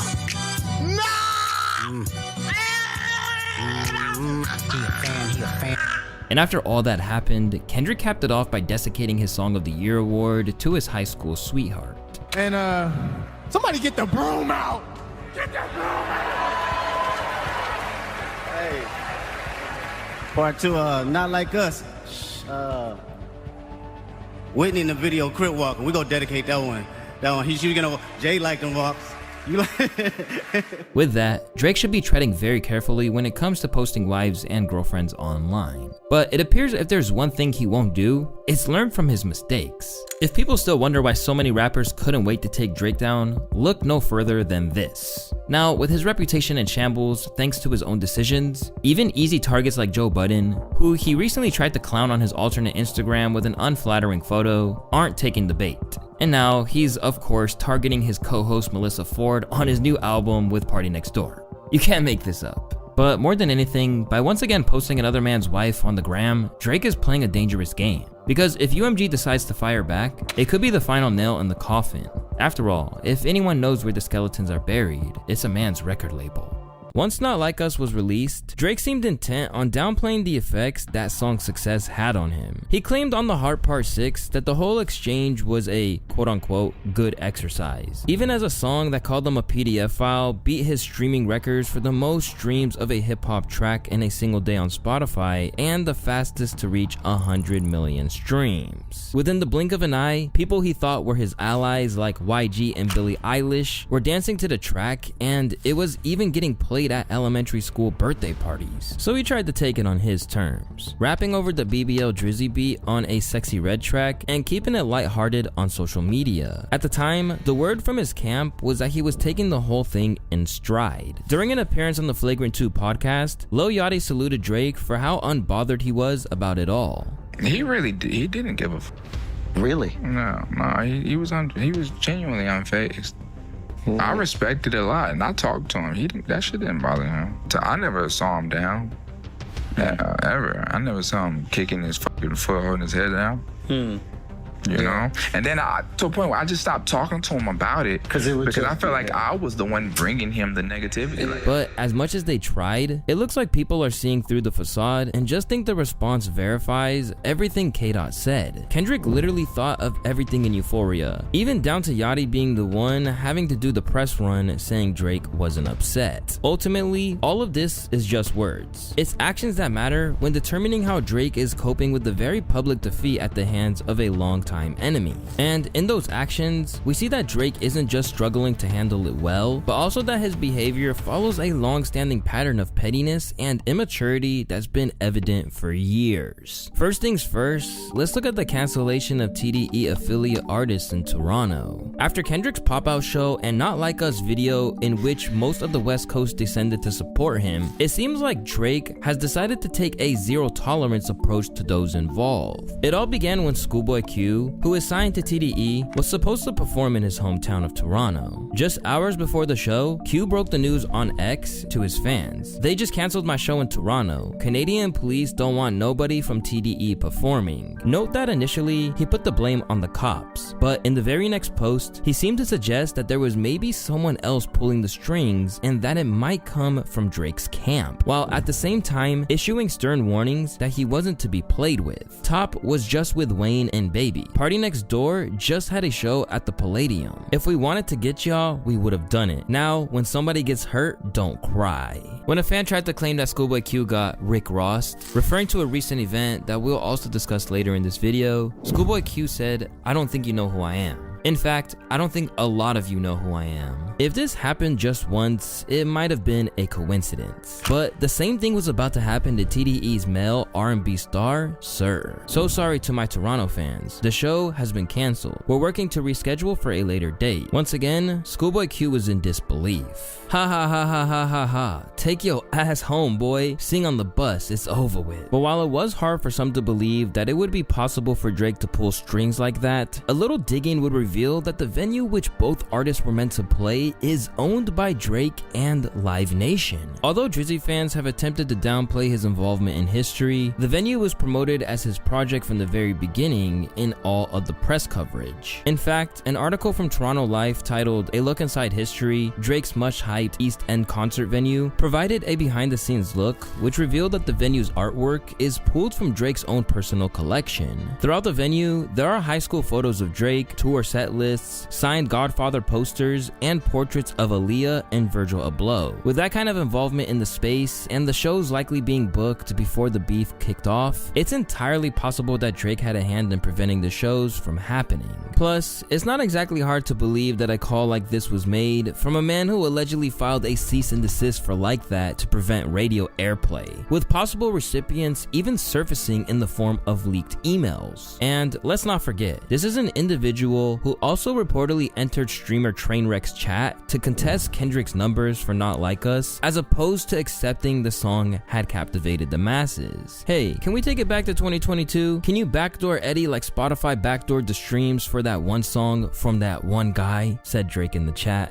All in all, the conduct that he's done in plain sight and what he's allegedly done behind the scenes means that a lot of people feel that everything Yachty said about him taking it to the chin is complete cap. His fans want him to believe that he's unbothered, and they are lying to themselves. He's such a sore loser. We see Kendrick entirely unbothered and off social media, while the other is voting on fan polls and proving Kendrick's lyrics right each day. Left facing the greatest opposition of his life, Drake's team is likely learning that the way he's attempting to cope with the fallout from K-Dot's victory over him isn't doing him any favors. The real issue is that if you look back at Drake's recent behavior, there are growing signs of a volatile temperament. He's been losing his cool more often than not, acting childishly, and at times even embarrassing himself. If you have followed Drake's career closely, you'll know that he hasn't exactly been afraid to engage in petty behavior to mock his doubters and enemies. From giving Meek Mill a participation trophy for Wanna Know at OVO Fest, to dissing Kid Cudi when the man was literally in rehab, Drake has shown that anyone who has the nerve to challenge him might have to face the consequences. But where people like Cudi and Meek actively dissed him, the Drake of the past few years has gotten touchy to the point that he won't even accept criticism. Back when he released his album For All the Dogs, one man who had some reservations about the project was his former enemy Joe Budden. We documented the whole beef in a separate video and explained that since then, the two appeared to squash the beef. However, when Joe simply stated that he wanted to hear a bit more maturity from Drake after hearing the project, it sparked another conflict between them. This is like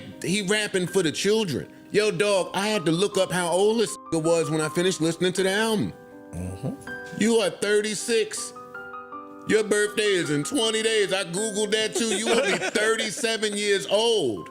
Get the fuck away from some of these younger niggas and stop fucking these 25-year-olds. I'm want to hear adult Drake rapping for adult people.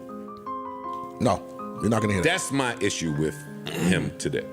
You're not gonna hear that. He rapping for the kids, the streams, the Instagram accolades, comments, the algorithm. Yeah, I'm rapping for this. No, he ain't really rapping. He ain't trying to rap for me. No. Yeah, I just think I miss the Drake that was rapping for the rappers. I miss the Drake that when he dropped, the rappers hit him. Not these little fucking kids. I don't give a fuck about you and Kai Cenat. That's gonna sound like hate. Go find some niggas your fucking age. Hang out with them.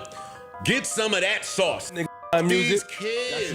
Instead of acknowledging that Joe maybe had a point, Drake responded by flaunting his wealth. You left music behind to do what you're doing in this clip because this is what actually pays your bills. You switched careers because the things that pop into your brain had you broke, living check to check. And the raps you wrote had 450 men showing up to your shows in Dusty and Nietzsche jeans to screw up their face to Mood Music 29 and pretend you are the GOAT. Please, to any artist that's doing what they feel is right, don't let these opinions affect your mindset after the fact. This guy is a poster child of frustration and surrendering. If you need to put it in simpler terms, Drizzy concluded, I own a 767. He owns a modest house in the 973 and flies first class on special occasions. From there, it just continued to get worse, with Drake sliding into Joe's DMs to make it clear that although his feelings were clearly hurt, he still wanted to make it clear that he felt he was above him. It sounds like he think that this is like beef time. Like I want to reiterate, I'm happier than I've ever been in life. I don't have smoke. I don't have beef. I don't even understand. I don't even get the message. But cool. Yeah, I'm not sure why you went crazy like that. I like the album. This ain't 2016. I got no beef. Get your shit off, though. As a matter of fact, nobody's happier for you than me. Cause you bringing up my friends and the bitches I fuck like you know anything about that. Keep it music. I don't give a fuck what you listen to in your free time because the people's opinion I care about don't have free time. If this was an isolated incident, it could easily be seen as just a case of the wounds from their previous beef still festering. But instead, it would be part of a trend of Drake and his entire crew not being able to take any sort of challenge to do better or getting checked for poor behavior without it being met with animosity. Much like Joe Budden, Charlamagne and Drake hadn't always had the best relationship, but they seem to have buried the hatchet from the days where Charlamagne said there were 3 sexualities, which were gay, straight, and Drake. Because I always say it's 3 sexual orientations out here. It's gay, straight, and Drake. And just as Joe had his reservations about For All the Dogs, it was the Breakfast Club host suggesting that the track Slime You Out with SZA basically came and went, which had Drake hitting up IG to act up. You kinda wearing me out, G, like you really obsessed with me or something for years. Like you look in the mirror and wish you seen my reflection type shit. Whatever you gotta do to let it out. I'm sure your 435 loyal fans will stand by you fucking goof. Since then, there have been numerous victims, including none other than the Needle Drop's Anthony Fantano. Over the years, Anthony has never been the biggest fan of Drizzy's work. With the exception of If You're Reading This It's Too Late, no album has ever earned an impressive score from the internet's busiest music nerd. And the less said about Fantano's views on his last few projects, the better. Once again, I'll sum this up by saying this is just a very uninspired record from Drake. Not a whole lot going on here creatively. A few decent tracks here and there, but nothing coming together into a great project here. And yeah, feeling a light 3 on this one. Yeah, this new Drake album, it's not good. Considering how unreceptive to criticism he is these days, it's actually surprising how long it took him to maliciously slide into the music critics' DMs. But it happened. And initially, Fantano tried to shoot him some bail with a video that suggested Drake had sent him a vegan cookie recipe. But for whatever reason, he just couldn't let it go, even when Fantano tried to spare him the embarrassment of real DMs, which Drake released himself. They make Drake look like the most bitter, emotional, passive-aggressive loser I've ever seen. This man unironically posted this to his story. Like he did some. Your existence is a light one, and the one is 'cause you are alive.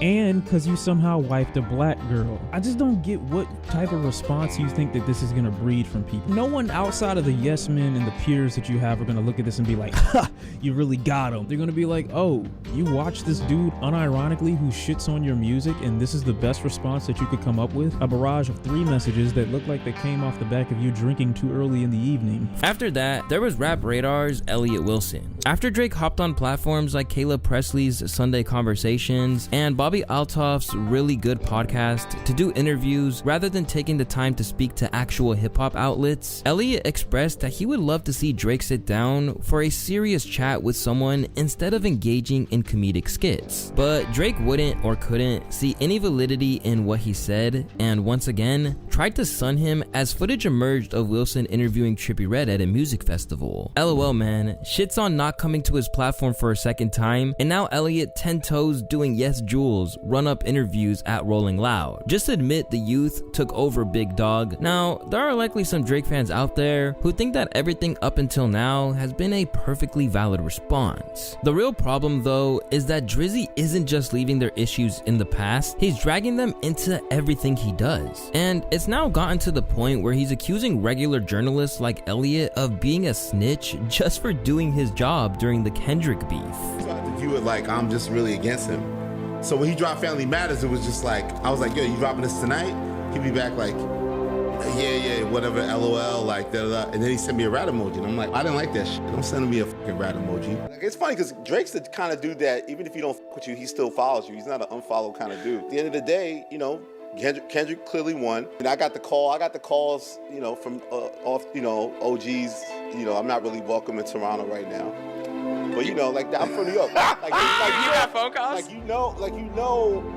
I grew up in New York City.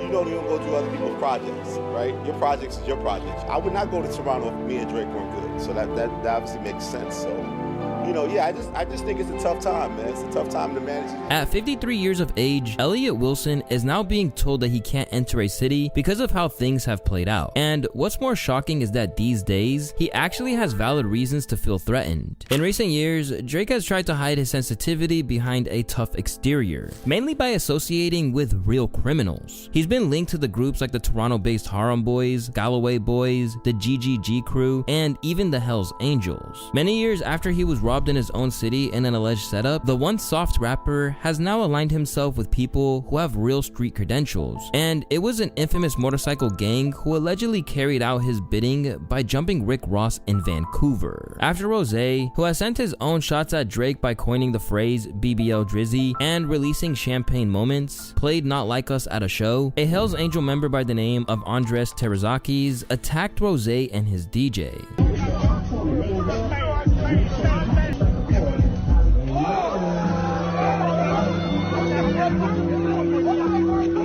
And as the footage began to surface on social media, Drake was seen liking the video, letting the world know that he endorsed the violent response to Kendrick's song being played. Meanwhile, Rose continued to troll his attackers. Let me tell you something. When the first dude stepped up to Rose, the little short fat one that looked like Bam Bam Bigelow from wrestling, when he stepped up, and then I squat down in his eyes and told him what I said. Basically, boy, if I hit you, I'm gonna see everything you ate for the last 2 days. His balls dropped out of his ass. He never said another word. He never did nothing. He was a straight buster. Then the nigga behind him said, I know MMA.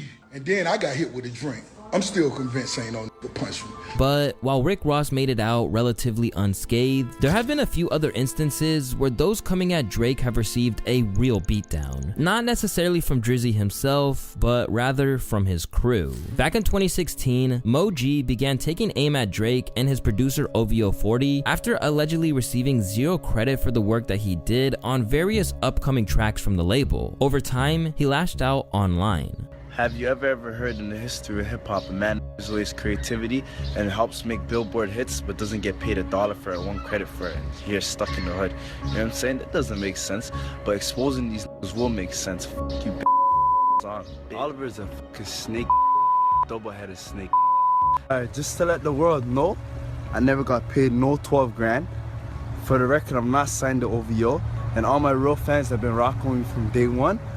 check the history. I always delete all my posts, and I deleted it because I got bigger info coming to you right now. As he threatened to leak Drake's music, Moji would be so badly beaten that it would result in a hospitalization, telling the world in an IG post that this is what happens when you speak from the heart, #dirty-industry. Since then, what was once a promising rap career has been derailed, reportedly all because he spoke out against Drake and his crew. In a now deleted Instagram post, Moji spoke out about his inability to get any work in the city after everything went down. Dear fans, I'm being blackballed. For the past 2 years now, I'm banned from 99.9% of studios in Toronto. I'm banned from all the clubs. I'm banned from doing shows. I'm banned from doing appearances. When I get lucky and find a studio, engineers mess up my whole thing. They turn up my headphones on full blast on some hater shit. My word, they move like Joe Budden. They don't mix and master my music. They refuse to do it. All types of hate I get. Toronto is a city full of dick riders and haters. My word on everything I love. And they wonder why I stopped rapping for 2 years. There's no opportunity. It's simple. Throughout these examples, we see the dangerous side of Drake's touchy mindset. Because now that he's no longer the kid from the suburbs and is a well-connected man with quote-unquote mob ties, he can take out his frustration in new, harmful ways. And unfortunately, it looks like his whole crew is responsible for this mindset, as it now appears that his producer, OVO40, has been throwing his weight around too. Recently, DJ, radio host, and comedian Cypher Sounds has shared a story about the producer threatening to attack him. It all stemmed from a social media post where he was tagged in that featured the track Not Like Us. Within hours of it going live, Cypher asked for it to be taken down, but this wasn't enough for 40, who said he would catch the hands the next time they were in the same place. He said, how about I go to your city and play a song where someone calls you a pedophile? I'm like, okay. And he goes, I knew you never liked us. You act nice, but you're really a bitch. It's on site. When I see you, look at you, you're laughing. When I see you, I'm gonna smack you in the mouth. But as is always the case, no one except for Cypher could really take it seriously, and saw it as an extension of the OVO team and Drake struggling to come to terms with their heaviest defeat to date. 40 trying to act hard is one of the funniest things I've ever heard. They're going through it at the sweatshop. In the wake of the defeat, Drake and his crew have done nothing to prove that he isn't a sore loser. Instead, their conduct has been borderline childish and proved that they can't take criticism even when it may be valid. But going back even further, this really shouldn't be a surprise, because whether it was his personal or professional life, Drake has never been good at handling things when they don't play out the way that he hoped. To look at how Drake's sensitivity leads to issues when he doesn't get what he wants, then look no further at how he's handled the new partners of some of his former love interests. For example, after he got all hung up on Georgia Smith when she was 11 years younger than him, he shamed Georgia's new boyfriend Joel Compass for not being as successful as him, claiming, your boyfriend do what I do for a living but way less wavy. Then, years later, he did the same thing to tennis icon Serena Williams. Previously thought to be good friends, Drake used to sit courtside at her games and very publicly thirsted after her. I cannot wait to put it on you and make you sweat during our match this weekend. But years after their situationship fizzled out, he decided to randomly swipe at her husband, Reddit co-founder Alexis Ohanian, on the song Middle of the Ocean from Her Loss, where he said, sidebar Serena, your husband is a groupie. He claimed we don't got a problem, but no boo, it is. You like coming for sushi. We might pop up on him at will like Suzuki. In response, Alexis let it be known that he was happy to be his wife's biggest supporter. Meanwhile, the internet dragged Drake over the coals. Imagine being the softest little baby in hip-hop and thinking you're coming out swinging against all these successful women who don't give a fuck about you. Drake is such a loser, acting like an incel. He fucking disgusts me. Really, it's no surprise that after all that went down, Serena was happy to dance on his grave at the ESPYs this year. Some of the best athletes in the world are right here in this room. Some of the strongest, fastest, and most skilled people ever are right here. And if I've learned anything this year, it's that none of us, not a single one of us, not even me, should ever pick a fight with Kendrick Lamar. They not like us. They not like us. They not like us. Hey! He will make your hometown not like you. The next time Drake sits courtside at a Raptors game, they're gonna Forrest Gump him. Sight's taken. They not like us. They not like us. They not like us. But it's not just his love life where he struggled to hear the word no. It's been in his career as well. Because when the world overlooked his project that he worked so hard on in order to focus on one verse from K-Dot, he couldn't handle it and basically went on a smear campaign to try and downplay it. Before the release of his album, Nothing Was the Same, Drake was adamant that this was the album that would ensure he got the respect he felt he earned, but had been withheld from him as he was still seen as an outsider. And this time around, he pushed the album like no project he's ever released before or since. I mean, I was just talking about it today. Like my favorite part about promoting the album is just coming and being with the people, you know. So and especially look at the young people. Like, you look beautiful today. Like, it's great. Like, right on. So I mean, it's refreshing. You know, it's always. If I could tell you one thing about this album, it's just that, you know, I'm proud of it. It's an extremely concise body of work. Is it my best album? No, my best album is going to be my next album, and I'll continue saying that for the rest of my career. Although he kept it humble at that moment, Drake clearly had a lot of faith in the record, claiming it was the finest of 2013 as it was released. I do have the best album of the year, though, I will say that. Nice! Better than Magna Carta. I think I just have one of the best bodies of work of the year.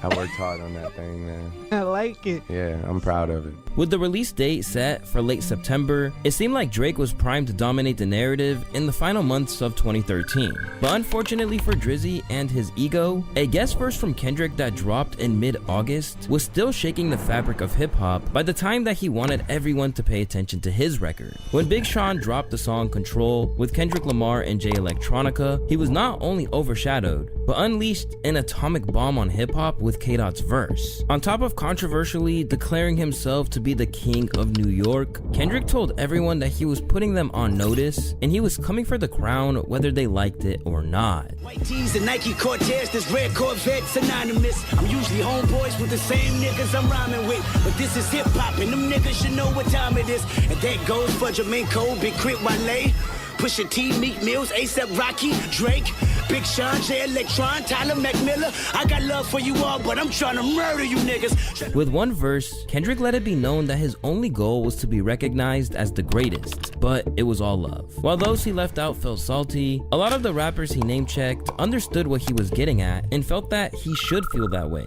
You know, the Control thing, man, like, you know, as soon as he saw me, he said, yo, thank you so much for just, you know, for understanding and not taking the verse the wrong way. I like that. And I was like, Kendrick, you don't know I'm different, bruh. I understand. Like, I listen to rap. Right. I understand. It's the sport of hip hop. It's the sport. It's the sport of hip hop. He shouted out his peers, and he was like, yo, you know, I want to take something from your fan base, Mac Miller's fan base. You know, I want to take all of that. When is that not the mission? But while colleagues like Pusha T appreciated the friendly sparring, Drake was left distraught that the whole thing was about to be brought up in every interview before Nothing the Same's release. And when it did, he came off as nothing but salty and, you guessed it, overly sensitive. Nah, I feel like that's it. It's like, you know, he's the new guy to love, and of course, I mean, rightfully so. He's super talented, you know, but thank you. But he's like, you know, he is the underdog that's extremely hungry, you know what I'm saying? And he's doing his thing really well. And that verse he's giving people like moments, you know, like that verse was a moment to talk about. Are you listening to it now at this point in time? Okay. And then it was real cool for like, you know, a couple weeks. But like, if I asked you, for example, like, how does that verse start? After very clearly showing his hand with those comments, Drake then tried to walk it back as if he didn't care. But the energy was still one of disdain for what K-Dot had accomplished as he tried his best to downplay it and sun him. Now mind you, it'll go on in Complex and Rap Radar, give it like verse of the millennium and all that shit or whatever. But like, I'm just saying, it's like, you know, I remember like, somebody like asking me, you know, or maybe it was you that was like, is Kendrick Lamar your biggest competition like in this generation or whatever? Yeah. And I think that Kendrick has like the utmost potential, man. Like, you know, I see Kendrick tomorrow, I'm gonna dap him. I didn't feel the way about that verse. I get it. I get the moment. Like, you know, he's a good guy. And like, I know that verse had no malice behind it because I saw him 5 days later at the VMAs and it was all love. So it's like, he didn't come on there on some wild, like, I'm in New York, fuck everybody, don't look at me. Like, I'm the king. So it was one of those things. It's like I almost wish he had come in there on that shit because I kind of lost like a little respect for the sentiment of the verse. If it's really fuck everybody, then it needs to be fuck everybody. It just can't be halfway for the sake of the people. You know what I'm saying? Like, for real, that's just how I feel. I still like. When it comes to competition, I'm more worried about consistency. I'm more worried about bodies of work. As the press run for his album progressed, Drake just kept letting his feelings be exposed whenever he was asked about it, such as when his Billboard cover story led to a question about K-Dot. I didn't have anything to say about it. It just sounded like an ambitious thought to me. That's all it was. I know good and well Lamar's not murdering me at all in any platform. So when the day presents itself, I guess we can revisit the topic. Meanwhile, Kendrick kept playing it cool when asked if there was any tension between them, while for the first time acknowledging that Drake was not like him. It wasn't no issue from the jump. You know, I think people talk about beef. It's just a whole nother dynamic. I can't see myself going bar for bar with Drake. You know, we're two different type of artists. While it'd still be a decade until Kendrick really did go bar for bar with Drake, he'd clearly heard Drake's attempts to discredit the verse and its impact. So when K-Dot appeared in the BET Awards cypher alongside his TDE family, he seemed to take a little jab at Drake's feelings about the verse, even referencing his beloved album in the lyrics.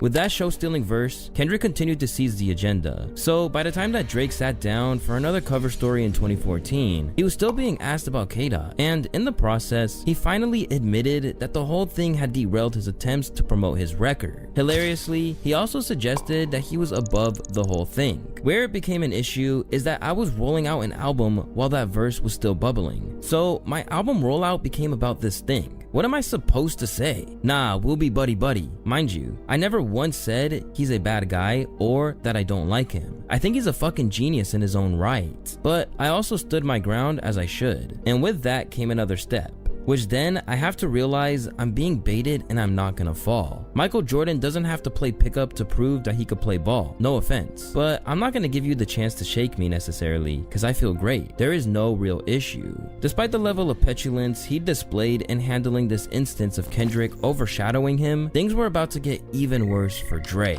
Just look at his response to losing the 2014 Grammy Award for Best Rap Album to Macklemore. When the Thrift Shop rapper picked up the honor, there was a lot of discussion about how it probably should have gone to Kendrick for his album Good Kid, Mad City. So much so that Macklemore actually texted him to apologize. That left Drake, who had already had the promotion of Nothing Was the Same overshadowed by Kendrick's Control verse, resentful. So what did he do? He lashed out. That shit was whack as fuck, he said in an interview. I was like, you won. Why are you posting your text message? Just chill, take your W. And if you feel you didn't deserve it, go get better, make better music. It felt cheap. It didn't feel genuine. Why do that? Why feel guilt? You think those guys would pay homage to you if they won? This is how the world works. He made a brand of music that appealed to more people than me, Hove, Kanye, and Kendrick. Whether people want to say it's racial or whether it's just the fact that he's tapped into something we can't tap into. That's just how the cards fall. Own your shit. To name just Kendrick, that shit made me feel funny. No, in that case, you robbed everybody. We all need text messages. On the other hand, Kendrick Lamar dealt with the situation graciously, even suggesting that Macklemore didn't need to do it whatsoever. Across several interviews, K-Dot said that the heist rapper had nothing to apologize for. It's well deserved, he told XXL. He did what he did, man. He went out there and hustled and grinded. Everything happens for a reason. The universe comes back around.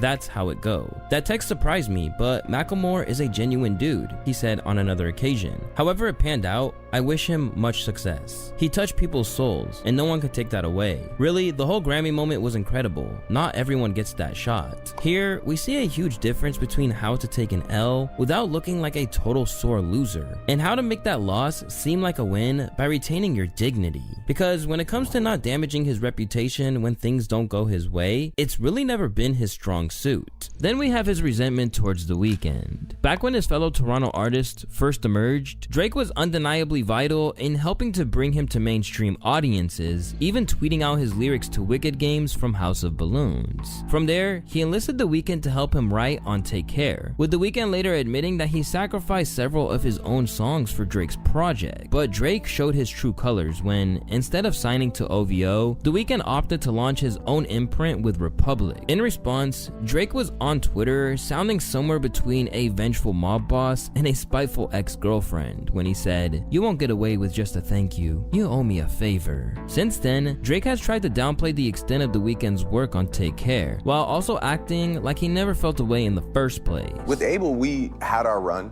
You know, we had our moments on Take Care, and you know, my features on his projects. And he just really came to me at one point, came to all of us, and was like, "Look, like I don't want to sign under another artist because I feel like I could be just as big or bigger, and I want to start my own thing." And it was never like I'm to this day, I'm always excited. Always super happy for all those guys.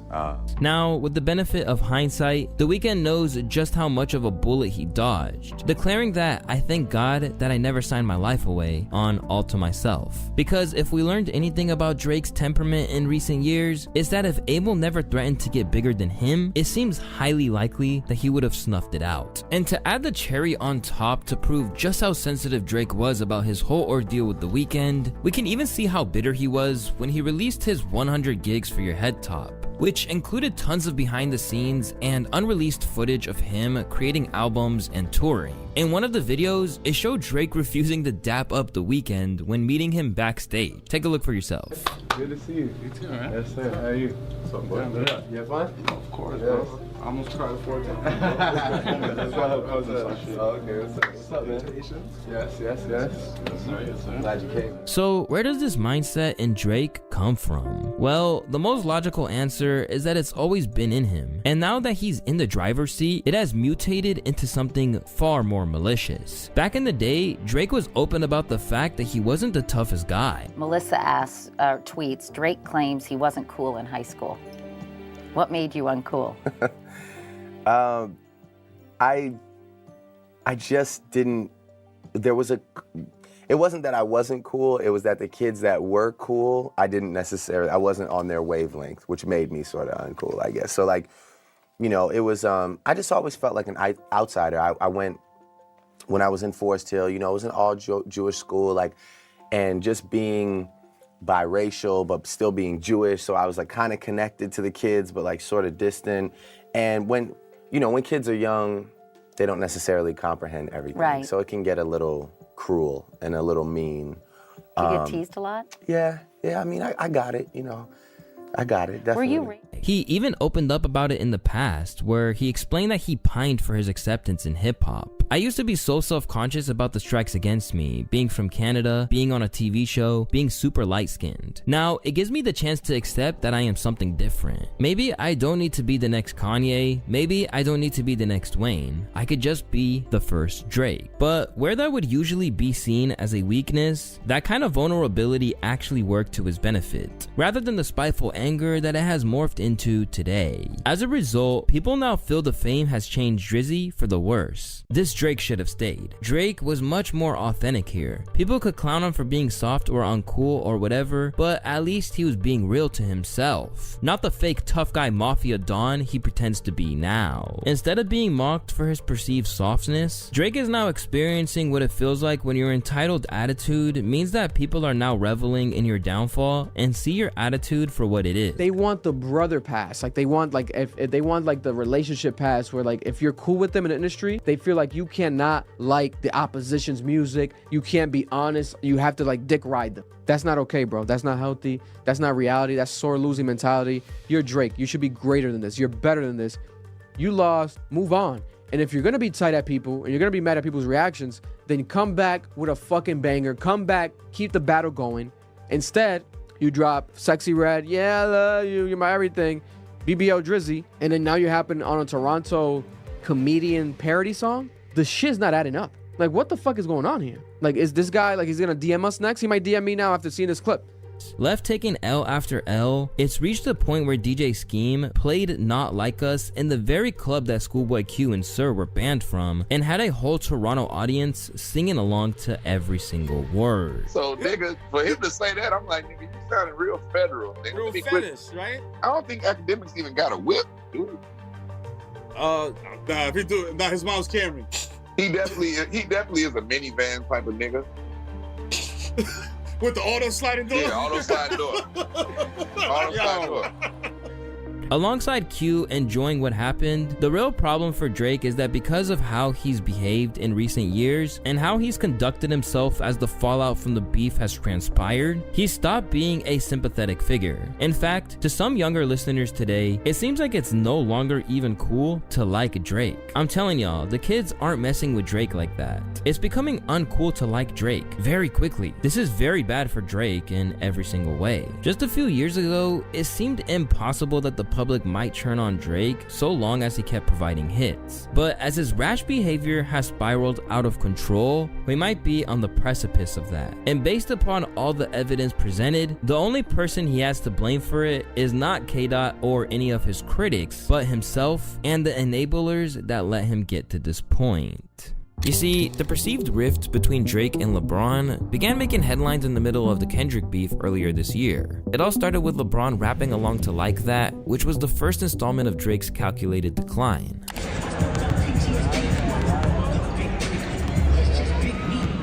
However, this can't be conclusively stamped as LeBron picking a side, since the lyrics of the song probably resonated with Bron on a personal level. You know, with Bron being one of the top candidates of the GOAT conversation, and the F the Big Three, it's just Big Me line from Kendrick. Also at that point, people weren't sure if the beef was going to be real or not, so people didn't pay LeBron too much mind. But when the beef became established, with both sides registering shots at each other, perspectives on who was rapping what song started to shift. If you were a public figure rapping Euphoria, it was assumed that you were on Team Kendrick, and if you were rapping Push-Ups, you were Team Drake. Which is why it became such a big deal when LeBron, who was perceived to be close friends with Drake, was seen dancing and rapping Not Like Us with no reservation on multiple occasions, leading fans to debate whether LeBron was doing the right thing here. Black culture is fueled by hate and colorism, light game versus dark skin. You're not black enough, blah blah blah. LeBron should never dance to anything that Kendrick says, cause Drake has been his friend for so long. Weak. But before we go any further, I think it's important to understand the dynamic between Drake and LeBron. And we need to talk a little bit about their close, tight-knit friendship that they developed over the years. After the two of them met all the way back in 2009 during Drake's release party for So Far Gone, they've been able to build a pretty strong bond with one another. Pause. They would text each other before games, invest in businesses together, and over time, LeBron started to regard him as family. What we have is a real family. It's not just because we are successful at what we do. We really care about one another on a day-to-day basis. Anytime you got a friend that can come and support you in what you do, I really respect that. Drake was then seen showing out for LeBron's championship celebrations. Have a pair. Everybody had a pair. I didn't have a pair till I got drafted. I had a pair. Listen, if you, Vince really had you believing that the shock technology in those shoes would make you jump 100%. Like that. You could genuinely feel the brotherhood they had with each other.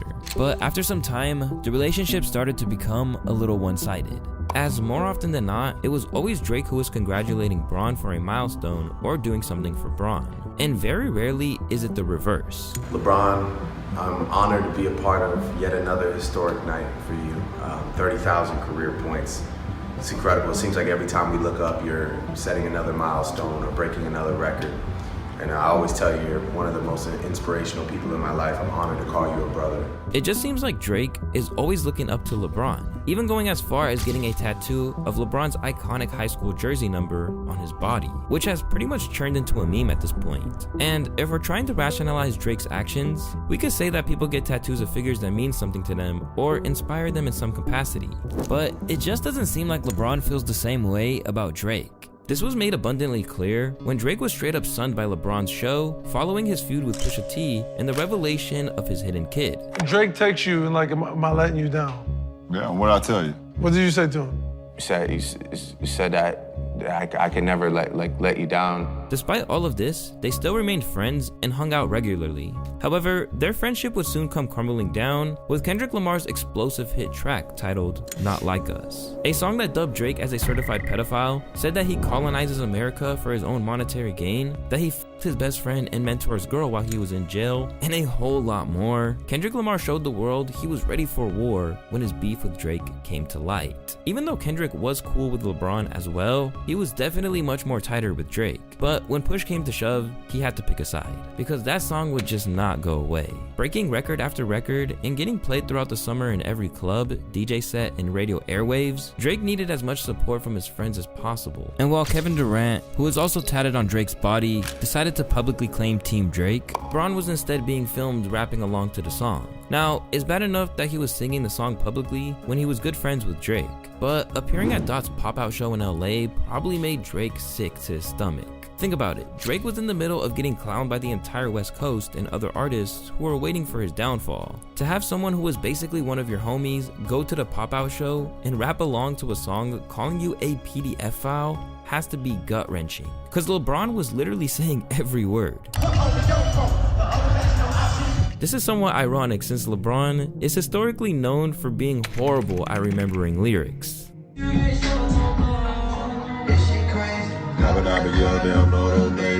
The fact that the one song he gets right is the one clowning his alleged best friend is something that drew up a lot of reactions. No way! Is this Bron? This ain't Bron. No way. I gotta zoom in. No way Bron is singing a part like, I'm not even Drake Mans like that. I don't even sing the parts of, like, I sing the Not Like Us Drake, but some of the parts where he calling Drake a clear pedophile, I don't sing that part. That's just out of respect. I'm like, yo, that sound crazy, right? Yo, don't tell me this is Bron just singing OVO, the other vaginal option. What? Nah, that's not Bron. That's not Bron. Ain't no way that Bron. Ain't no Bron. Bron is on the block list tonight. Drake has a tattoo of this man on his body. Shame on you, LeBron. Typical Bron front running like a bitch. Like we ain't seen him tweeting owls out, LOL. And the tweet they're referring to is this one, where LeBron's congratulating Drake on finishing his tour, mere days after being caught rapping like that on the court initially. At this point, it was clear to Drake that LeBron was no longer on his side. So, in typical Drake fashion, he unfollows LeBron on Insta, hops on his alt account, and begins sending subliminal shots. The popular one everyone seemed to catch was when Team USA won the Olympics and Drake reposted this image saying, "Congrats to my brothers Jason Tatum, Steph Curry, and Kevin Durant," while leaving out LeBron's name despite being the MVP and saving the team multiple times. And this was when everyone definitely knew that something was up between them. Then we started seeing a picture floating around the internet of LeBron and his wife Savannah with a PG Lane Kendrick shirt, which many seem to think was directed at Drake. Savannah might just really love that shirt, and I don't speak about people's wives, but she might just really love that shirt brand and Kendrick and ain't paying what y'all doing no mind. Maybe. Nah. But LeBron posing in the picture the way he did with her in the shirt tells me that he saw the Drake post to all the Olympians that was not LeBron. They've been going back and forth since it's Not Like Us, and it's interesting. And I'm not rolling with the like she might just like that shirt and et cetera, because the James family are Very way strategic. too conscious of what they do and how it's perceived to the public. However, there was also this random unsuspecting picture of a guy in his car posted on Drake's second account. Except, if you look into it, it's not actually a random guy. And that's actually a man who is known as Zlatan Ibrahimovic, who is a popular soccer player who out-auraed LeBron and also told him to stay out of politics in 2021. So from this post, we can infer that Drake was basically telling Bron to stay out of the beef. It's actually insane how much Drake puts into internet mind games, cause if he doesn't mess with anyone, he'll make sure the world knows that he doesn't mess with them. But if we think a little more about it, Drake probably called up LeBron and got a non-satisfactory response, leading him to get in his feelings and hop on Instagram. LeBron had been one of his guys from the beginning, and was someone he saw as a parallel to himself in another field. To have LeBron join in on his humiliation was something he probably didn't expect. And on LeBron's side of things, we need to ask if all of this even matters to him, or does he really hate Drake? LeBron has always been a fan of hip-hop, and over the years, we've seen him vibe to tunes from different parts of the country. He even proclaimed himself a hip-hop historian, and initially wanted Drake to follow up on the Pusha T beef. So listen, as a hip-hop historian who loves hip-hop, I would love for you to respond. Of course, we want to hear. I did, by the way. You're the greatest. By the way, I did, by the way. Yeah, you wrote the song. I did, and I said terrible things. Yeah, I said, I want you to read. Maybe LeBron felt like Drake's plays were weak during the beef, which is why he allied with Kendrick. And he might be thinking that everything being said was just within the sport of rapping. Plus, we have to remember that LeBron has been repping the city of Los Angeles as he's been on the Lakers for about 5 years. With Kendrick being raised in Compton, California, he's most likely just repping the city.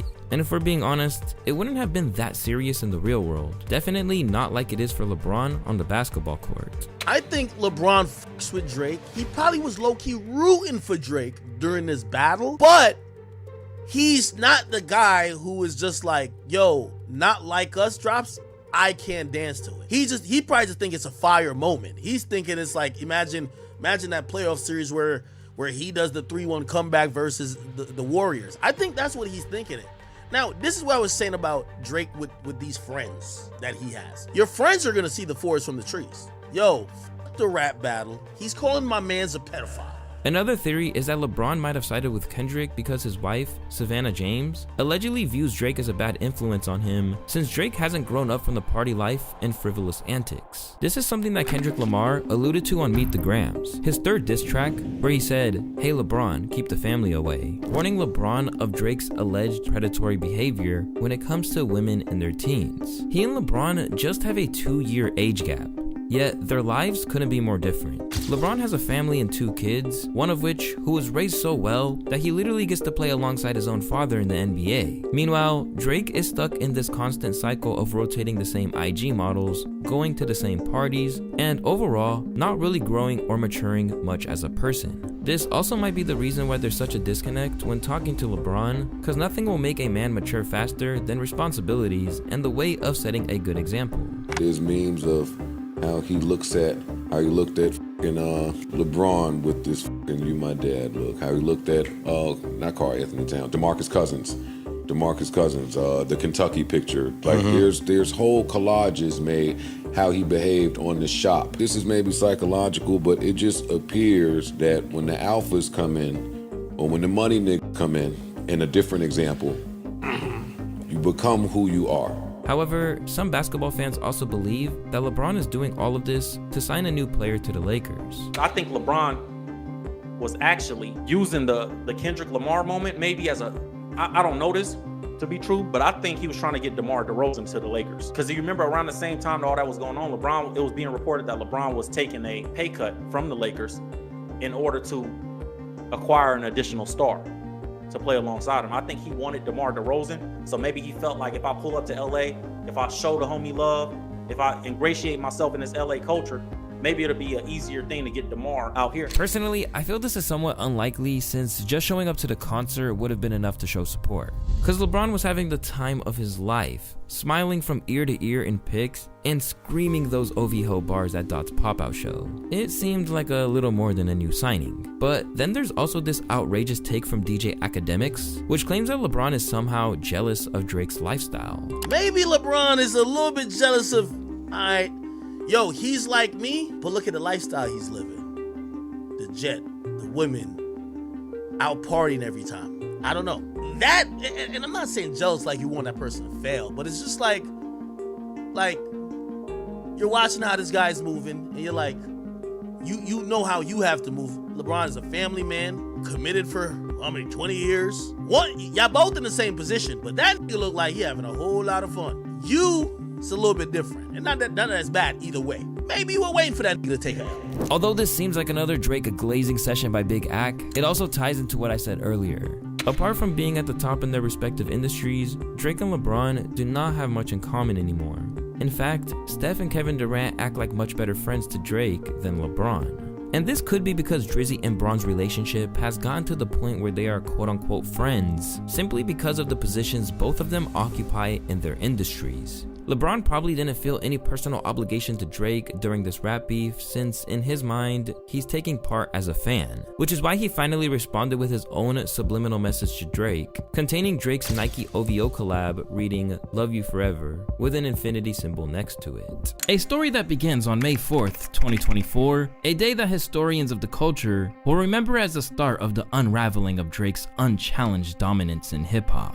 That afternoon, Kendrick Lamar, fresh off the release of his scathing and ominous Meet the Grams, unleashed Not Like Us. What started as a sharp diss soon exploded into a global phenomenon, dominating the summer and eventually becoming a multi-Grammy nominated track and a defining anthem for the West Coast. From the pop out to the unveiling of its music video, this track, which labeled Drake as a certified PDF file, made it abundantly obvious who won the battle. While Dot took endless victory laps, Drizzy unveiled terrible diss tracks like Wong Guan Delilah, collaborated with Camila Cabello, and posted a succession of selfies on social media that no man approaching his 40s should be sharing with the world. In the eyes of critics like Anthony Fantano, he claimed that, and all Drake fans can do at this point is seethe and cope and sit there obediently as he shovels trash like this down their throats. Which, you know, honestly is like the closest I have come to genuinely feeling bad for Drake fans in a minute. But yeah, I don't want to hear this song ever again for the rest of my life. For a while, it seemed like the loss, while damaging, could still be salvageable. But soon, Drake revealed that he planned to do the unthinkable and pursue legal action against UMG and Spotify in the wake of the defeat,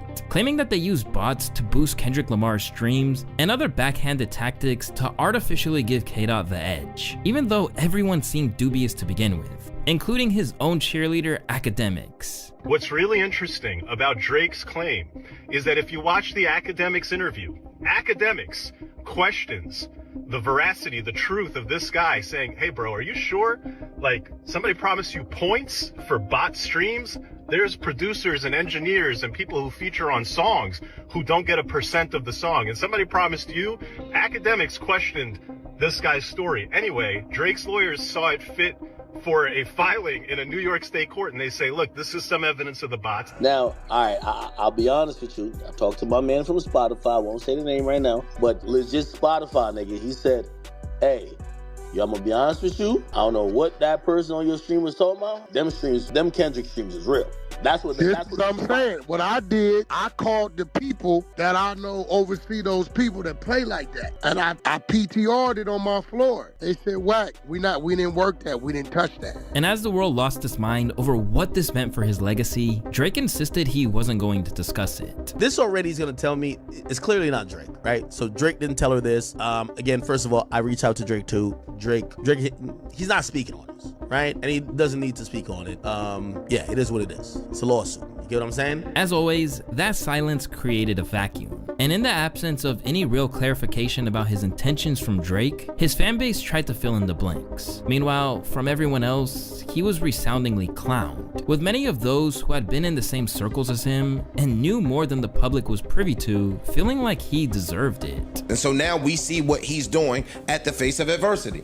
Or he's a selfish, lying, manipulative sack of who has made enemies for 15 years, and now we're here at the fucking boiling point. They both could be true. You've been behind the scenes, being the biggest sack of you can possibly be. I'm not here to fucking play games with you niggas. Niggas know what it is out there. People like Budden weren't the only ones either, as almost everyone who ever grew weary of Drake's endless subliminals relished in seeing him fall down. Drake has been openly and covertly taking shot after shot after shot after shot after shot at like his contemporaries, at total randos like Esperanza Spalding, taking the crappiest side totally at random in the whole Megan Tory Lanez thing. Honestly, like, nobody asked what you thought about any of these things or any of these people. You're just making yourself look like a fucking asshole. You're just making enemy after enemy after enemy totally for no reason whatsoever. Like, of course that's gonna catch up to you at some point. He constantly bitches and moans and whines and complains about, oh, I got no friends in the industry. It's lonely at the top. Like that has nothing to do with you. That's not your doing in any way whatsoever. That's just like completely by accident. That's just because people were mean. While others who weren't so gleeful about it tried to step in his shoes and unpack what was going on. In 50 Cent's case, he saw it as a desperate attempt to abruptly shut down the entire world from calling him a PDF file during one of the biggest sporting events on the planet. thought that was Drake's team trying to prevent the Super Bowl from doing more damage. Right. Because if you sue Apple and you sue the Universal Music Group during the period where Apple was over the music at the Super Bowl halftime, if they're already in a lawsuit, so they're already financially having to incur costs to defend themselves, and they know what that is regardlessly. We know how much frivolous lawsuits come through, but it costs you a minimum of the money to cut and handle it. So when they see that, if you then reach out, if his attorneys reached out to corporate at the NFL and said, we have this issue over this song.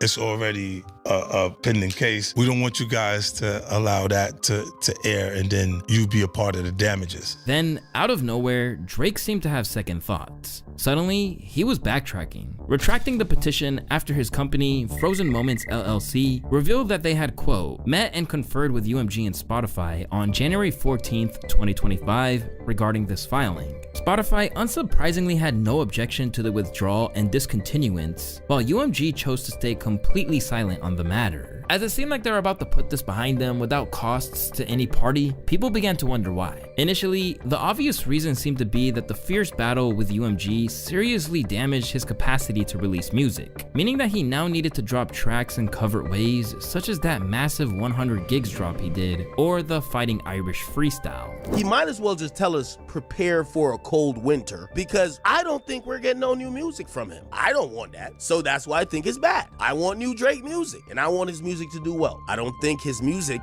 or anybody's music could do the best to its ability without the label. It's an industry, it's baked in the cake. If you're not with Universal, Sony, or if you're not with Warner, your music just won't get to the next leg. Still, even with the petition being withdrawn, it seemed like there'd be consequence for it. In the eyes of Wack 100, he felt that the whole thing was such a bad look that he was bound to sell less when it came time to drop again. Well, what's gonna happen now, he probably gonna end up getting 250 to 400 instead of the 600 he was chasing. His next album is probably gonna do a 30% drop. Why? Because everything you snitched on, fucking it up for the up and coming artists, they're not gonna use for you no more. So if he was dead like 450 last time, he gonna do like 275 to 320, right? Because you ain't finna get that extra push. You told, nigga. Yet the most important thing was that for a brief moment, the whole thing seemed like it was over. And while it naturally prompted more mockery to come his way, it was nothing Drake wasn't used to at this point. Obviously, the sheer asinine decision to file legal filings over a rap battle is one of the wildest cases of spiraling I think I've ever seen in rap, right? On its own. And so now here we are 6 weeks after, we'll say. But if people like Wack, Charlemagne, and essentially every cultural voice not named DJ Academics or Maul thought it looked terrible, well, he was about to make things a whole lot worse for his next play. But the optics were pretty shady even when it was a petition to sue over alleged bots. Drake then went one further and decided to file a full defamation lawsuit against UMG. And immediately, people couldn't believe it. I'm just laying out the facts here and saying, this does not look good. This looks like you're outside of the culture. This looks like you are doing something crazy. If you have an explanation for it, I'd like to hear it. I'd love to hear Drake's explanation for this. It might be a brilliant one. But as of now, it just looks like he's suing somebody for doing the thing that everybody does in a rap battle, which is talk shit. And do we really think that people are out there trying to beat up Drake or kill Drake or get vigilante justice for pedophilia? I'm not sure I believe that. With that one decision, Drake seemed to cement the idea that he was a loser. And as a hilarious byproduct of the whole thing, some of his past bars from the beef now look hilarious. For instance, there's this line from The Hard Part 6 where he said, "First I was a rat, so where's the proof of the trial then? Where's the paperwork of the cabinet it's filed in?" Or the line on Taylor Made, where he dared Kendrick to basically call him a PDF file. But the most notable and relevant line to what Drizzy is experiencing now doesn't even come from this specific era. Instead, it's a bar from More Life's Do Not Disturb where he said, "I'd probably self-destruct if I ever lose, but I never do." Because now that he's facing a career-altering L, he's essentially done exactly that. But this didn't happen in isolation. Instead, it's been an accumulation of terrible moves that's led us to this present moment where now, it appears he may have done irredeemable damage to his career, legacy, and prospects for the future. At the moment, Drake is suing Universal Music Group in federal court for spreading what he deemed to be a false and malicious narrative about him. arguing that they are now valuing corporate greed over the safety and well-being of its artists. Drake and his legal team have tried their utmost to insist that this has got nothing to do with the loss in the battle itself.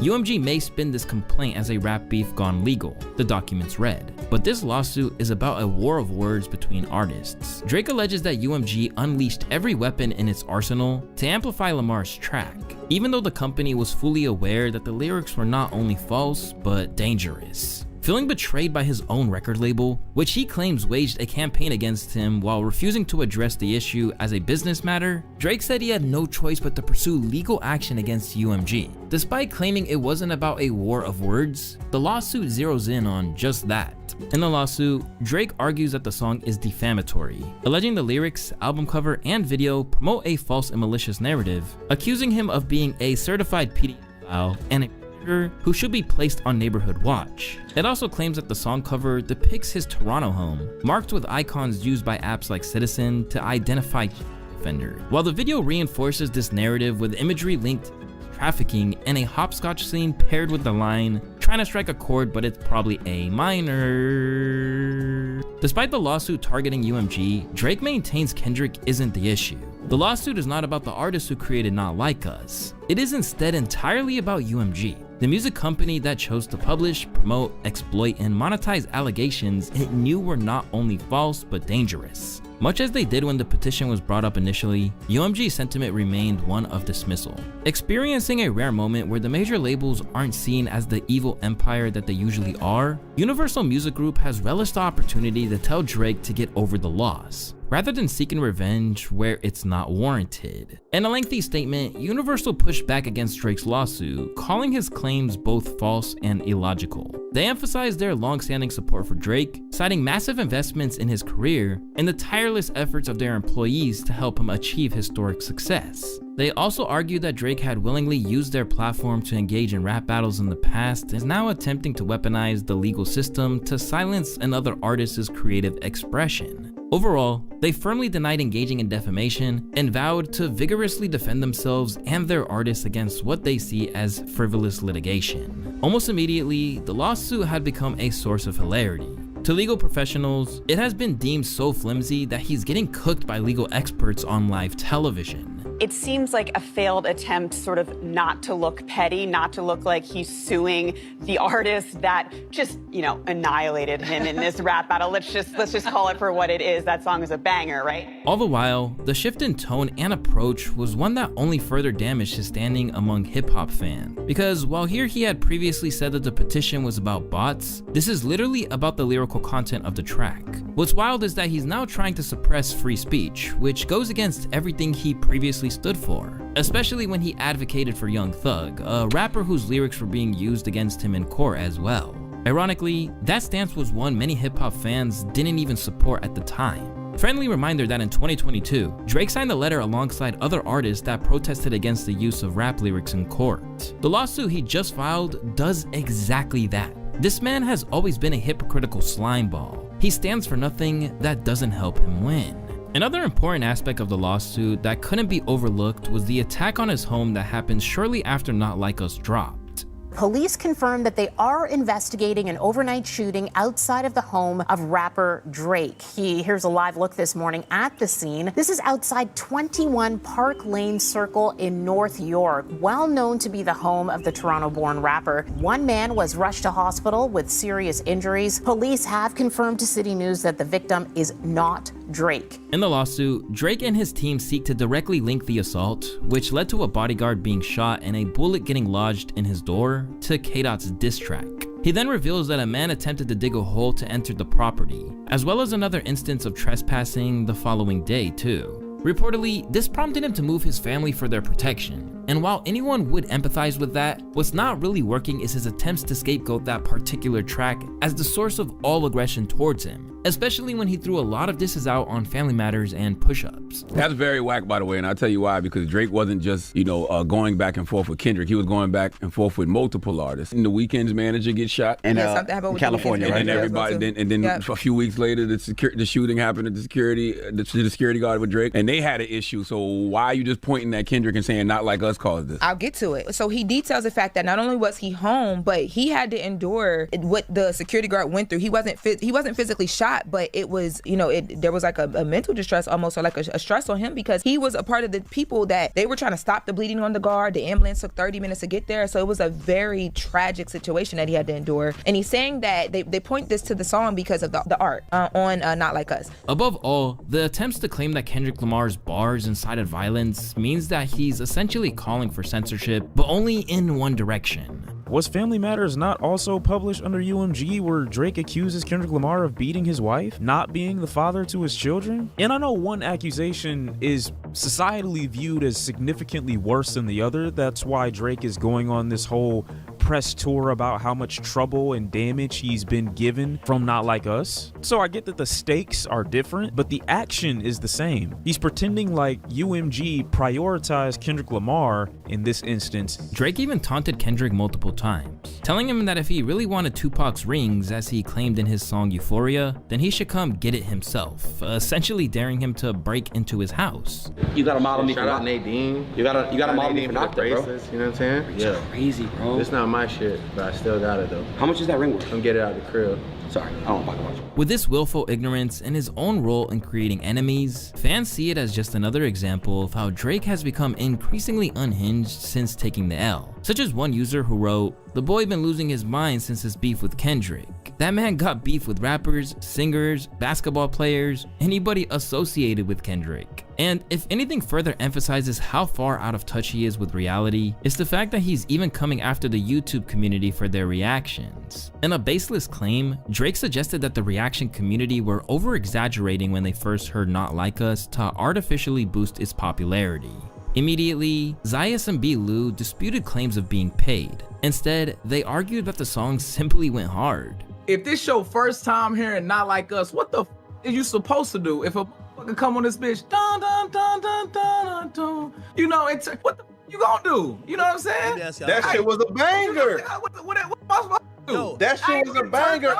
Even you as a Drake fan, you can admit that Not Like Us was the definite banger in this whole entire beat. And in what must be an alarming new trend for Drizzy, even academics conceded that he was maybe in denial about the track just striking a major chord. Yeah, no, it was a hit. Because the narrative that they trying to spin in this lawsuit is that UMG's created incentives for reactors to react in the way that we did, and that's why the song went up. When it's like, no, regardless of anything UMG did, we was gonna react the same way that we did, bro. With everything else. We did the same way with Drake, bro. When his shit was booming, bro, I'm hearing bars and I'm lit, bro. I get lit, bro. That's me, bro. You feel me? I've said this to a few people privately, but I think I've said this publicly too. I think one of the ways how Drake views this whole thing is that he really don't think that song is as lit as what was I saying earlier? But it is though.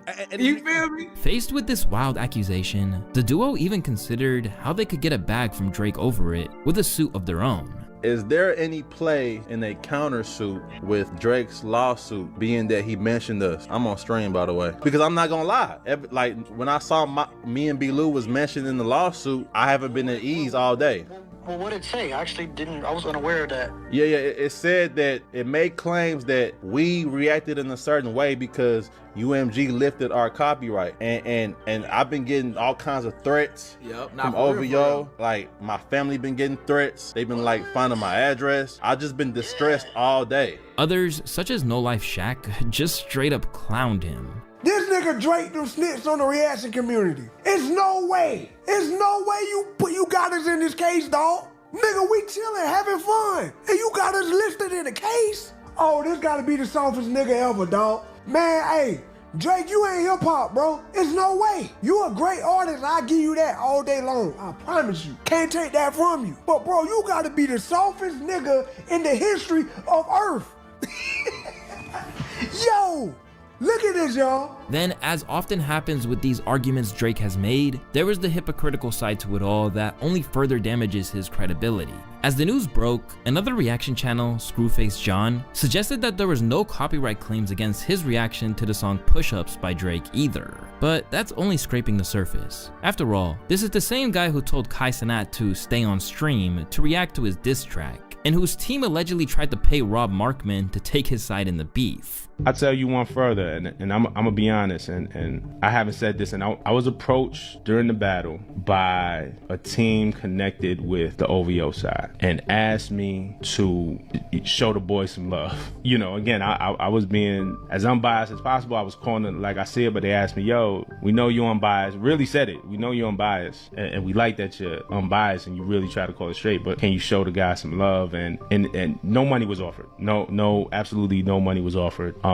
But you know, they kind of offer some things, some information, some access, and say, yo, and we'll make it that you could play his songs in your videos. You know, we'll whitelist it. Ultimately, I declined. Above all else, what's clear is that in the court of public opinion, playing the card that he is an innocent bystander can't fly when tracks like Family Matters are still out there in the world. Drake isn't a victim. He attacked Kendrick's family and child first. He put the same risk on Kendrick's family he's complaining about. Kendrick's kids also have to go to school. Kendrick's wife matters. He has a history of involving other men's families or significant others. Battling on all fronts, Drake just can't seem to escape damaging his public image. Because at this point, it isn't even a crash out, but crash landing to earth. In Akademiks' opinion, all of this behavior in the wake of Not Like Us all comes down to the fact that he simply can't fathom taking the L when he's usually accustomed to wins. Without any business, no matter what, you're supposed to take some of your profits and put it back into marketing. You're supposed to have a rollout. You're supposed to keep investing to keep getting more and more listeners or eyes or consumers to grow. You're not just to say, I'm the guy, I'm the hottest, and maybe because I'm putting out the hottest music and I'm making some social moves and you see me do a collab with 21 or Future, I don't need to do the other shit. But if you ask me, I think Drake has done that. So I'm not even I'm not saying Kendrick used bots, but if Kendrick had a rollout, I'm not blaming Kendrick at all. But he must be getting used to it because at the moment, he doesn't even recover from one public-facing disaster before he sets off another one. After all, this comes at a time when he's already in a one-way dispute with LeBron James. Following their appearance at the Pop-Out, Drake had smoke for a succession of basketball stars, including former Toronto Raptor DeMar DeRozan. But this was just one of many basketball beefs which he has focused on as opposed to trying to outdo K-Dot. Currently, Drake is deeply in his feelings over what he sees as the betrayal of a man who he counted as a friend, or at least admired, to the point that he literally got his high school jersey tattooed on his arm. In Drake's defense, it truly did seem like they were all good. In fact, you only need to go back as far as November of 2023 to see him literally being accompanied at shows by James and his son.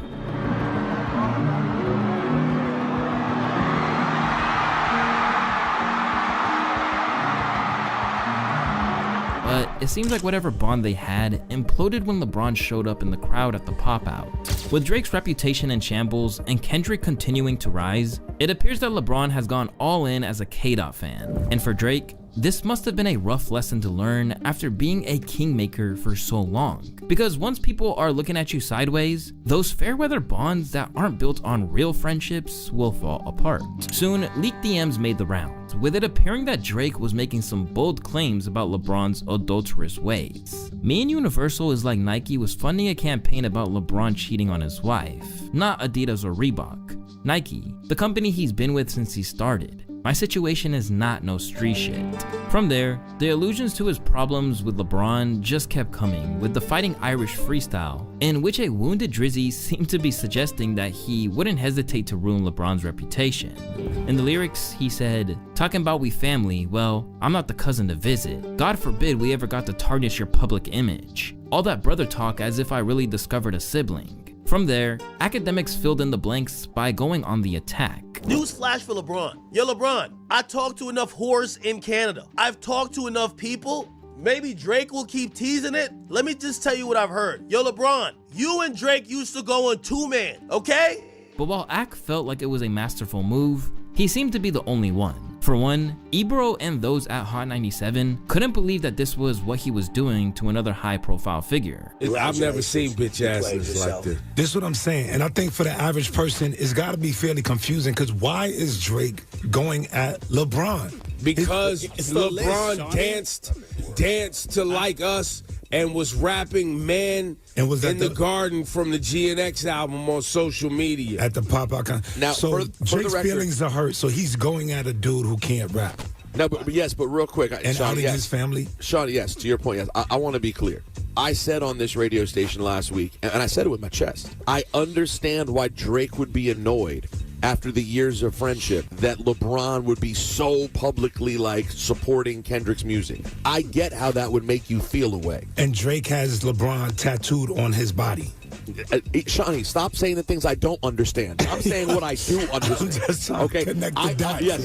Meanwhile, he was just outright clowned by Charlemagne and The Breakfast Club, channeling the days where memes about Drake being overly sensitive ruled the internet. It sound like a love letter, like, yo, what happened? You cheated, like, you know what I'm saying? It sound like they was lovers, like, this is too much. It do sound like Drake broke up with all his NBA booze in his head. DeMar DeRozan, Bron. You would even check up on my son like a pediatrician, like, yo, what's going on with you? I like when Drake raps, but why are you sitting around writing the heartbreak records? But that's what he should do. Because these guys in a dark, dim room. But that's what he should do. That's what we said. Instead of going to Instagram and IG and social media, he should be putting it in his music. I would have loved to hear an album off of it. But you writing the heartbreak records because you got your ass kicked in a rap battle and everybody and their mama R&B. agrees Which with is so crazy. Y'all said he shouldn't be online talking about it. He should put it in his music. And then when he puts it in his music, you're saying he's a sucker for putting it in his music. No, we just saying don't sound gay about it when you're doing it. That's what we're simply trying to say. That's his feelings. Aside from academics, Maul, and the rest of the OVO Avengers, it feels like Drake is only winning with streamers and fellow Stake associates like XQC and Aiden Ross. I guess I should give a little intro. I'm Drake. This is XQC, real streaming legend. Me, I do music, in case you didn't know. I'm here, as you can see, fully intact. Mind, body, and soul, in case you were wondering, right? Mind, body, and soul. Mind, body, and soul. You need facts to take me out. Fairy tales won't do it. Cheers to everybody. Words live by. Words to live by, real talk. Cheers to everybody. Love, W's for everybody. Maxes tonight. Anitas. We need Max winner. Anitas tonight. Listen. As when it comes to hip-hop, it feels like everyone has collectively taken a step back from their fandom, if not distanced themselves entirely. Meanwhile, the less said about the West Coast, the better. There's literally billboards clowning him out here. Elsewhere, it feels like you can't refresh a feed on any social media platform without seeing someone clowning him in an inventive way. If you don't like me, I'ma sue you. You know the judge is OVO, Crody. Go ahead, get your lawyers on the phone, cause I'm about to sue you. That wop's gonna be evidence, baby. And yes, I'm for real 38 years old, but I'm just And as the fallout from the news of the lawsuit reaches its peak, his fans are left trying to find any angle in which this could be deemed a win. Him filing this lawsuit meant that Universal has to commission probably at least $1 million in responding, gathering some type of discovery, because that's what comes really next. Filing motions, doing all these show cause motions, setting all, probably it's going to be a lot of money. They have obviously an extensive legal team, but now Drake is costing them money in court when he used to make them money on Spotify. But for the most part, they're having to concede that there are a few ways to spin it in his favor. Did you communicate with that label to say, hey, did you communicate with them in Spotify to say, hey, you have my house as a cover art to the song and my house just got shot at? Stop. Because if none of those things or communications happen, it seems a lot like it's happening in post when really nothing could be done. I guess you could get money, but it then would lead the like-minded people who I see are a lot on Twitter who are saying, no, this lawsuit's only filed because you lost. And in the worst case scenario, they feel like he might be cooked no matter what happens. Because I didn't think Drake was gonna file a lawsuit at all. I was like, why not just file the lawsuit? Instead, what the petition was asking for was, yo, show us some of the things that we have no access to that we could get the proof to file the lawsuit. And I'm like, just file the lawsuit, then ask for that in discovery. That's what people do. So I thought this was a leveraging play from Drake. I'm gonna be honest with you. I thought Drake at some point was gonna drop it after Universal probably be like, this is a bad look for us, whatever. But me, honestly, I think secretly, I think Universal, this is me speaking here, I think Universal has responded in a way that Drake didn't think they would respond. I think they're saying to Drake, oh, you really think you that nigga? Well, fuck you, fuck a settlement, and fuck your career. Now that he has pressed the proverbial red button, Drizzy has to stick to his guns. And at the moment, it appears that there's no way to solve it. And it's only liable to get worse when Kendrick takes to the stage at the Super Bowl in a couple of weeks' time. Doing this to help other artists is not about no other artists, it's about himself. Had he won the battle, he would have not filed nothing. He would have not filed nothing. And you could just see that from the simple fact about how all these niggas was talking greasy after the battle. They talking about doing stuff to people, they talking about all this other stuff, and then now we get this federal lawsuit. Some think it's a ploy for him to put Kendrick in a position to not perform, not like us. Some people say behind the scenes he's crashing against the NFL. Listen, it's about to get darker. If you thought this shit wasn't dark, bro, if you thought that you wasn't already going through it, if you thought that, you know what I mean, you've met your worst when it came to this battle, you have seen nothing yet. As he's backed into a corner, people can't believe the fall from grace that they're seeing right now. Because, as Glasses Malone pointed out, this is a man who literally had it all and squandered it. Kendrick and his bots that who. Oh my God! Stop it. Oh the nigga no! Such a fucking dumbass. He's so culturally ignorant, cuz. Like, he's so fucking stupid, man. Like, you gotta get your feelings out the way, cuz, and get back to the business. All that dumbass shit cuz doing is dumb. Like, nigga, you got it. Cuz had it. Cuz had the rock for real, cuz, and this what he did with it. Just dumb. Super Bowl in 3.5 weeks. And cuz the nigga hole finna get so much deeper, cuz, after this Super Bowl. Phew. Yeah, it's gonna get. I'm hearing things, man. I'm hearing like it's a lot of music coming. And you keep helping and you burying him further. When you do that LeBron shit, that shit burying, cuz. And when it came to the beef, he was given an out and didn't take it. Also, he had the option of saying, you know what, I'm not gonna do this. Like when he did it like that, he could have just said, I'm not gonna join in. But once you join in and you start going in and he start going back, you can't say, well, he came with a knife and I don't want to fight no more. Kendrick No, a fight is a fight. Kendrick warned you on Euphoria several times. Kendrick said this can go very, very far if you want it. Basically, the end result of everything that's happened is that Drake is now back to where he was at the beginning of his career, an outsider in hip-hop. In fact, it's gone even further astray to the point that, to many, he's an enemy. Or to be more exact, this was broken down by Ray Daniels in a way that Drizzy will appreciate, a sports metaphor. You know what you're doing is wrong. He's heavily insecure. Drake is the away team now. You know when you had a basketball game and they say, hit that, you can hit that, hit it. No, hit that, listen, by the way, I need a sound. No, seriously. Go ahead. They say, you know, the home team, they like LeBron James. Drake is like, Drake. I mean, that's just who he is now. With things spiraling out of control, it's got to the point that even long-term fans are struggling to abide by it or even engage with his art. Kendrick destroyed Drake so badly that I legitimately can't listen to Drake anymore. Yeah, it's kind of difficult, can't lie. And as if that wasn't bad enough, even some of his biggest defenders are washing their hands of this particular situation. Yo, the reason why Drake's hate is because of Act. No, it ain't because of me. I'm not filing lawsuits. I'm not doing these things. Like, if you leave it up to me, Drake would disappear for a little bit and just chill out. You know what I mean? Like, but that's me. Like, I can't tell the artist what to do. In reality, I think at some point, you know, the duck lips and the random mirror selfies has to stop, and Drake has to try to answer to this himself, right? This is one of the reasons I don't talk to him about the lawsuit. I've never asked him about the lawsuit. I asked him if it was real once, and the lack of answer meant, other than that, I don't want to know his intentions, right? Because I don't want to be the person regurgitating what he's telling me. He should tell the world. At the moment, it's hard to see how Drake comes back from this, but considering he's literally one of the biggest artists of our time, it's impossible to count him out entirely. Born on October 10th, 1989 in Atlanta, Georgia, Quentin Miller started writing raps in his teens while being homeschooled, going by the stage name Mila, and was good enough to eventually get his first signing with Epic Records at the age of 21. He was brought in by the artists Dream and Tricky. However, he was dropped after only 3 months because they believe he didn't have any star power and he had to butt heads with the A&R of the company. Without a degree, securing a job seemed impossible, especially because this was 2 years after the stock market crash of 2008 and the economy was still in recovery. Well, he's telling you he doesn't think you're a star in the middle of your... Yeah, bro, in the middle of this I'm like, bro, I'm just, can you go? So anyway, long story short, he hits Tricky. I'm in here trying to become a star. Shut the fuck yeah, up. bro, yeah. So then Tricky just hits me. He's just like, yo, you're not Red Zone. You're not Epic. You're not nothing. You going back. They sent my back. They made me wait like 3-4 weeks before I could get my car back. That was fucked up, man. Y'all don't know. I was young, man.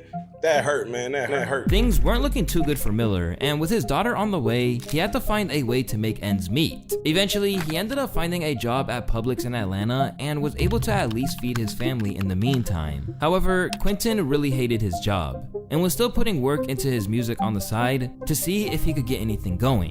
And that's when he got in contact with Drake's affiliates, Boy Wonder and Obi Bryan, who both liked his pen game. They would send him a few beats, he would lay down some bars for them, but everything changed when he sent in 10 bands. Wonder was like, yo, he's with this 10 band song, he's with this hard.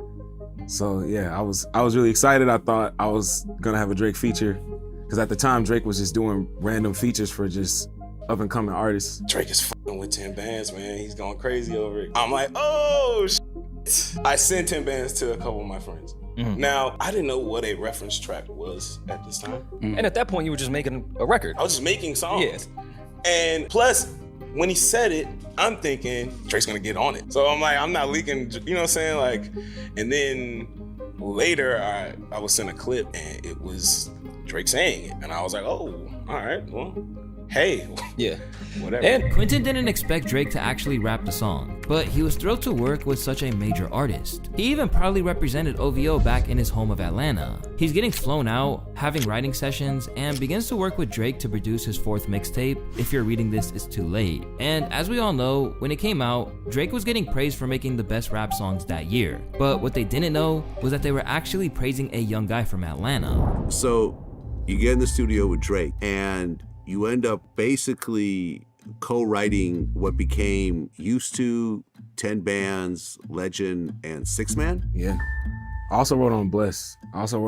Too. That was when I first met Big Sean during that session. I felt like I was, a part of the shit. Like, Drake literally was looking me in my face like, yo, man, this album wouldn't be possible if it weren't for you. Like, you really helped. You have no idea. Like, you saying this to a dude that was working in the bakery, you know what I'm saying? Like, I thought my dream was over with after Tricky and them dropped me off, like, I was crying like a baby, because I'm like, how the fuck else am I gonna do this? They were the people that I knew, and I ain't have nobody else, so it just felt like it was just one of the best times, Yeah, it felt like I was on the team. However, things would take a drastic turn for Miller and Drake fans after Meek Mill came into the picture. After teaming up with Drake on Rico for his 2015 album, Dreams Worth More Than Money, Meek Mill would put out a tweet alleging that Drake has a ghostwriter, saying, "Stop comparing me to Drake too, he don't write his raps. That's why he ain't tweet about my album because we found out. Other artists know though, Lil Wayne and Nicki know, ask them. They gon' act like they don't see them tweets." Meek was mad that Drake wasn't helping to promote his album. And people were saying that the line, "the girl of your dreams to me is probably not a challenge" in Rico is a diss to Meek Mill because Drake has been very close to Nicki Minaj, who was dating Meek at the time. This was a pretty crazy revelation back then, since ghostwriting wasn't as popularized as it is today. It was mind-blowing for fans to find out that one of the top artists in the game didn't write all their music. And this was a different case from that of a Dr. Dre or Kanye West, who are also known to use ghostwriters on their songs, as they are more so producers and curators than they are as rappers. In a short while, the name Quentin Miller kept popping up, and eventually, a reference track for the song 10 Bands was leaked, shocking everyone even more because the song was very popular among the fans of If You're Reading This Is Too Late, and Drake had received a lot of praise for the writing on it. The whole ghostwriter conversation was steaming hot with Drake and Quentin at the center of it all. Drake's producer and longtime friend, OVO40, put out a series of tweets defending Drake, saying, "There's countless number ones and songs Drake has written for others, never mind himself." That's the funny part. So if someone wants to be upset that Drake made a great album, go for it. Get mad all day, LOL. But don't ever question my brother's pen. I've spent maybe 30 minutes in a studio with Q, nice enough guy, very talented. If you're asking if Q contributed to If You're Reading This, yes, he did. You can also see that by reading the credits, which is a point a lot of people seem to forget when saying an artist uses ghostwriters. When a writer contributes to a project, their name is usually slipped into the credits, therefore, they aren't ghostwriting by definition. However, no one actually checks the credits for every single project to police who had help and who didn't, which is why this case was blown way out of proportion by Meek Mill. To make matters worse for Quentin Miller, he was now getting clowned online for some of the lyrics he wrote with people, saying that he ain't got the looks or money to be spitting lines like, "The girl of your dreams to me is probably not a challenge." But Quentin would also put out a statement explaining his side of the situation, as well as downplaying the work he did on the album, saying, "Most of the project was done before I came into the picture. I remember him playing it for me for the first time thinking, why am I here? Like, what does he need me for?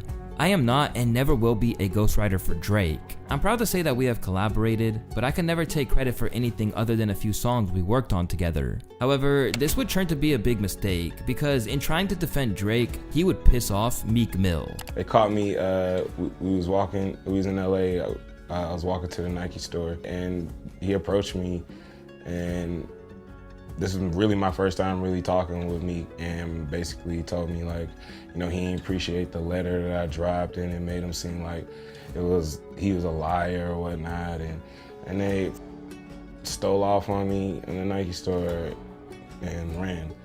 I shed blood in the Nike store on Wilshire. They tried to get me in front of paparazzi at first, we kind of caught each other. I was getting out the Uber and we kind of caught each other. And then he sent his man. He was like, "Yo, come over here. Meek wants to talk to you." And I was just like, I don't want to go in front of paparazzi. Like, I don't want to do that. And so like, you know, they just followed me in the Nike store. Yeah. And just popped off in the Nike store. From what we know now, Meek was allegedly instigated by Nicki Minaj, who felt like her man was being disrespected. So not only did he get abused online, he gets beat up by Meek's goons. And to make matters worse, Drake basically cuts him off after the entire incident. Quentin was really disappointed in the silence from Drake's camp, because he went to bat for them and they still hung him out to dry. But he took solace in the fact that he was well known for being a part of hit songs and believed that things would look up for him very soon. However, what he saw before him was more disappointment, making Quentin believe the industry had blackballed him. Man, I'm thinking like the phone is just about to just ring off the hook. I'm thinking, you know, anytime anybody's involved with one song with this guy, it's like everything, you know, and it's just like, it just wasn't like that. It's just like, it just didn't happen. It was strange. To add insult to injury, Drake and Meek Mill would end up clearing their differences, reuniting in 2018 for Meek's Championships project. But Quentin's situation was somewhat expected because he outright told labels not to reach out to him. I'm not a writer, and that's like the interesting thing, and to all industry people out there and labels out there, like, please, I want y'all to know that I am not a writer.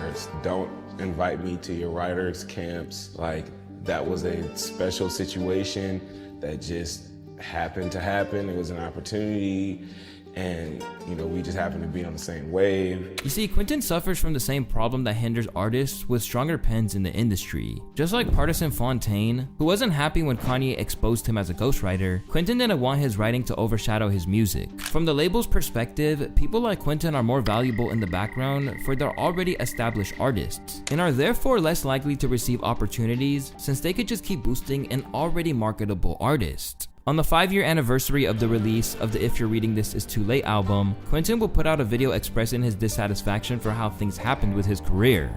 Drake and Meek is best friends now. They watch basketball games and they do shows together, you know? So it's just like, what was that even for? What was all of that for? You know, like all the stress that it caused, you know? And I know everybody else is able to move on because everybody else's careers was established. My career wasn't established. To the music game, labels, artists, whoever, take a chance on me. Take a chance on Quentin Miller, man. Y'all know I do these records. Y'all know I got these records. I could do that in my sleep. Take a chance on me, man. Everybody want to kick me to the curb, man. Everybody want me to just play the background, and they just want to just give me ideas for this person, give me ideas for that person.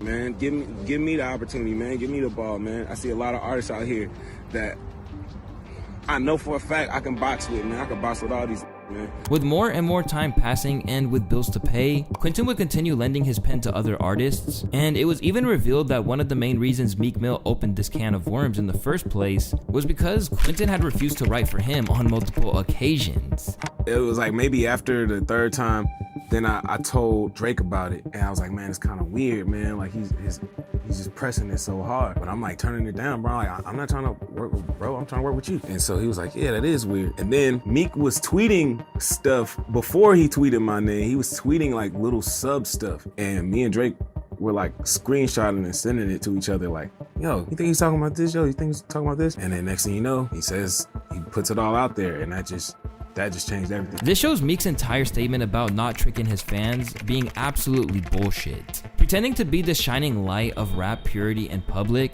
but only exposing the operation when they don't let you in, is straight diabolical behavior. Not to mention hypocritical. It reminds you of a kid who takes the ball home once they start losing. Although Drake doesn't leave the situation either without any blame. Quentin turned down Meek Mill multiple times, downplayed his involvement in writing Drake songs, got beat up, and got publicly humiliated, all because he wanted to be loyal to Drake. The least that Drake could do was keep working with him, since most of his fans didn't care if Drake used ghostwriters. Maybe just because I was just a writer, or I don't know. It was just like I just didn't matter. Just like this guy, even with drama and them, like just kind of just throwing my whole life, on the back burner, just like, whatever, just to get at a nigga, like, but what about me? What about me taking care of my family? And, the fact that I put my whole life into this shit, I don't have no other skills. I ain't go to college, like, I make music. That's my skill. What's even crazier is that he only made $30,000 for all the songs he wrote for Drake's mixtape.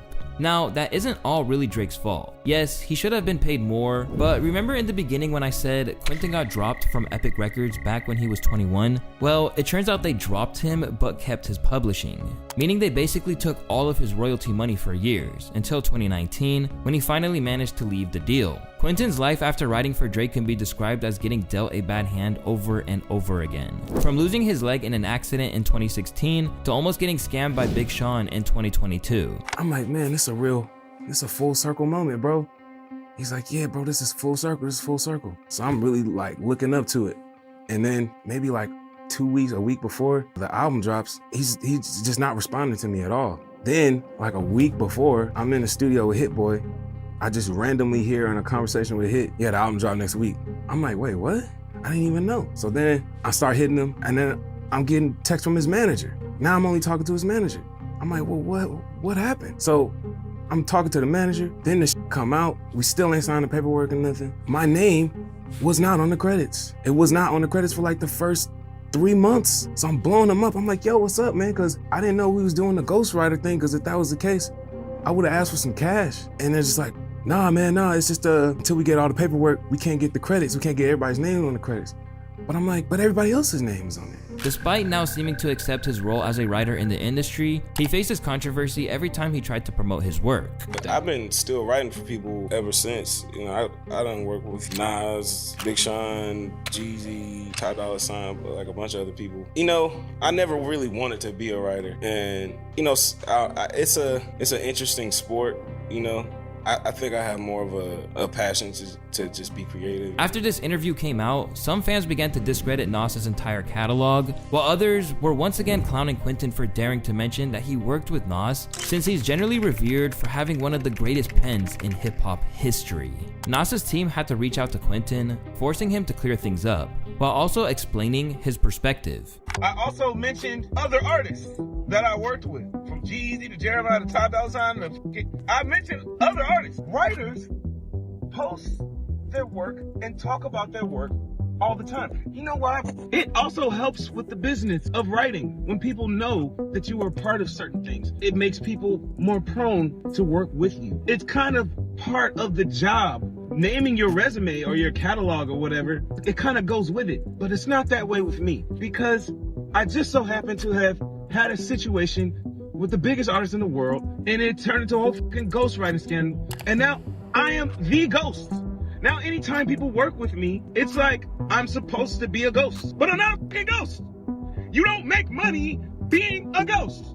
They don't pay you.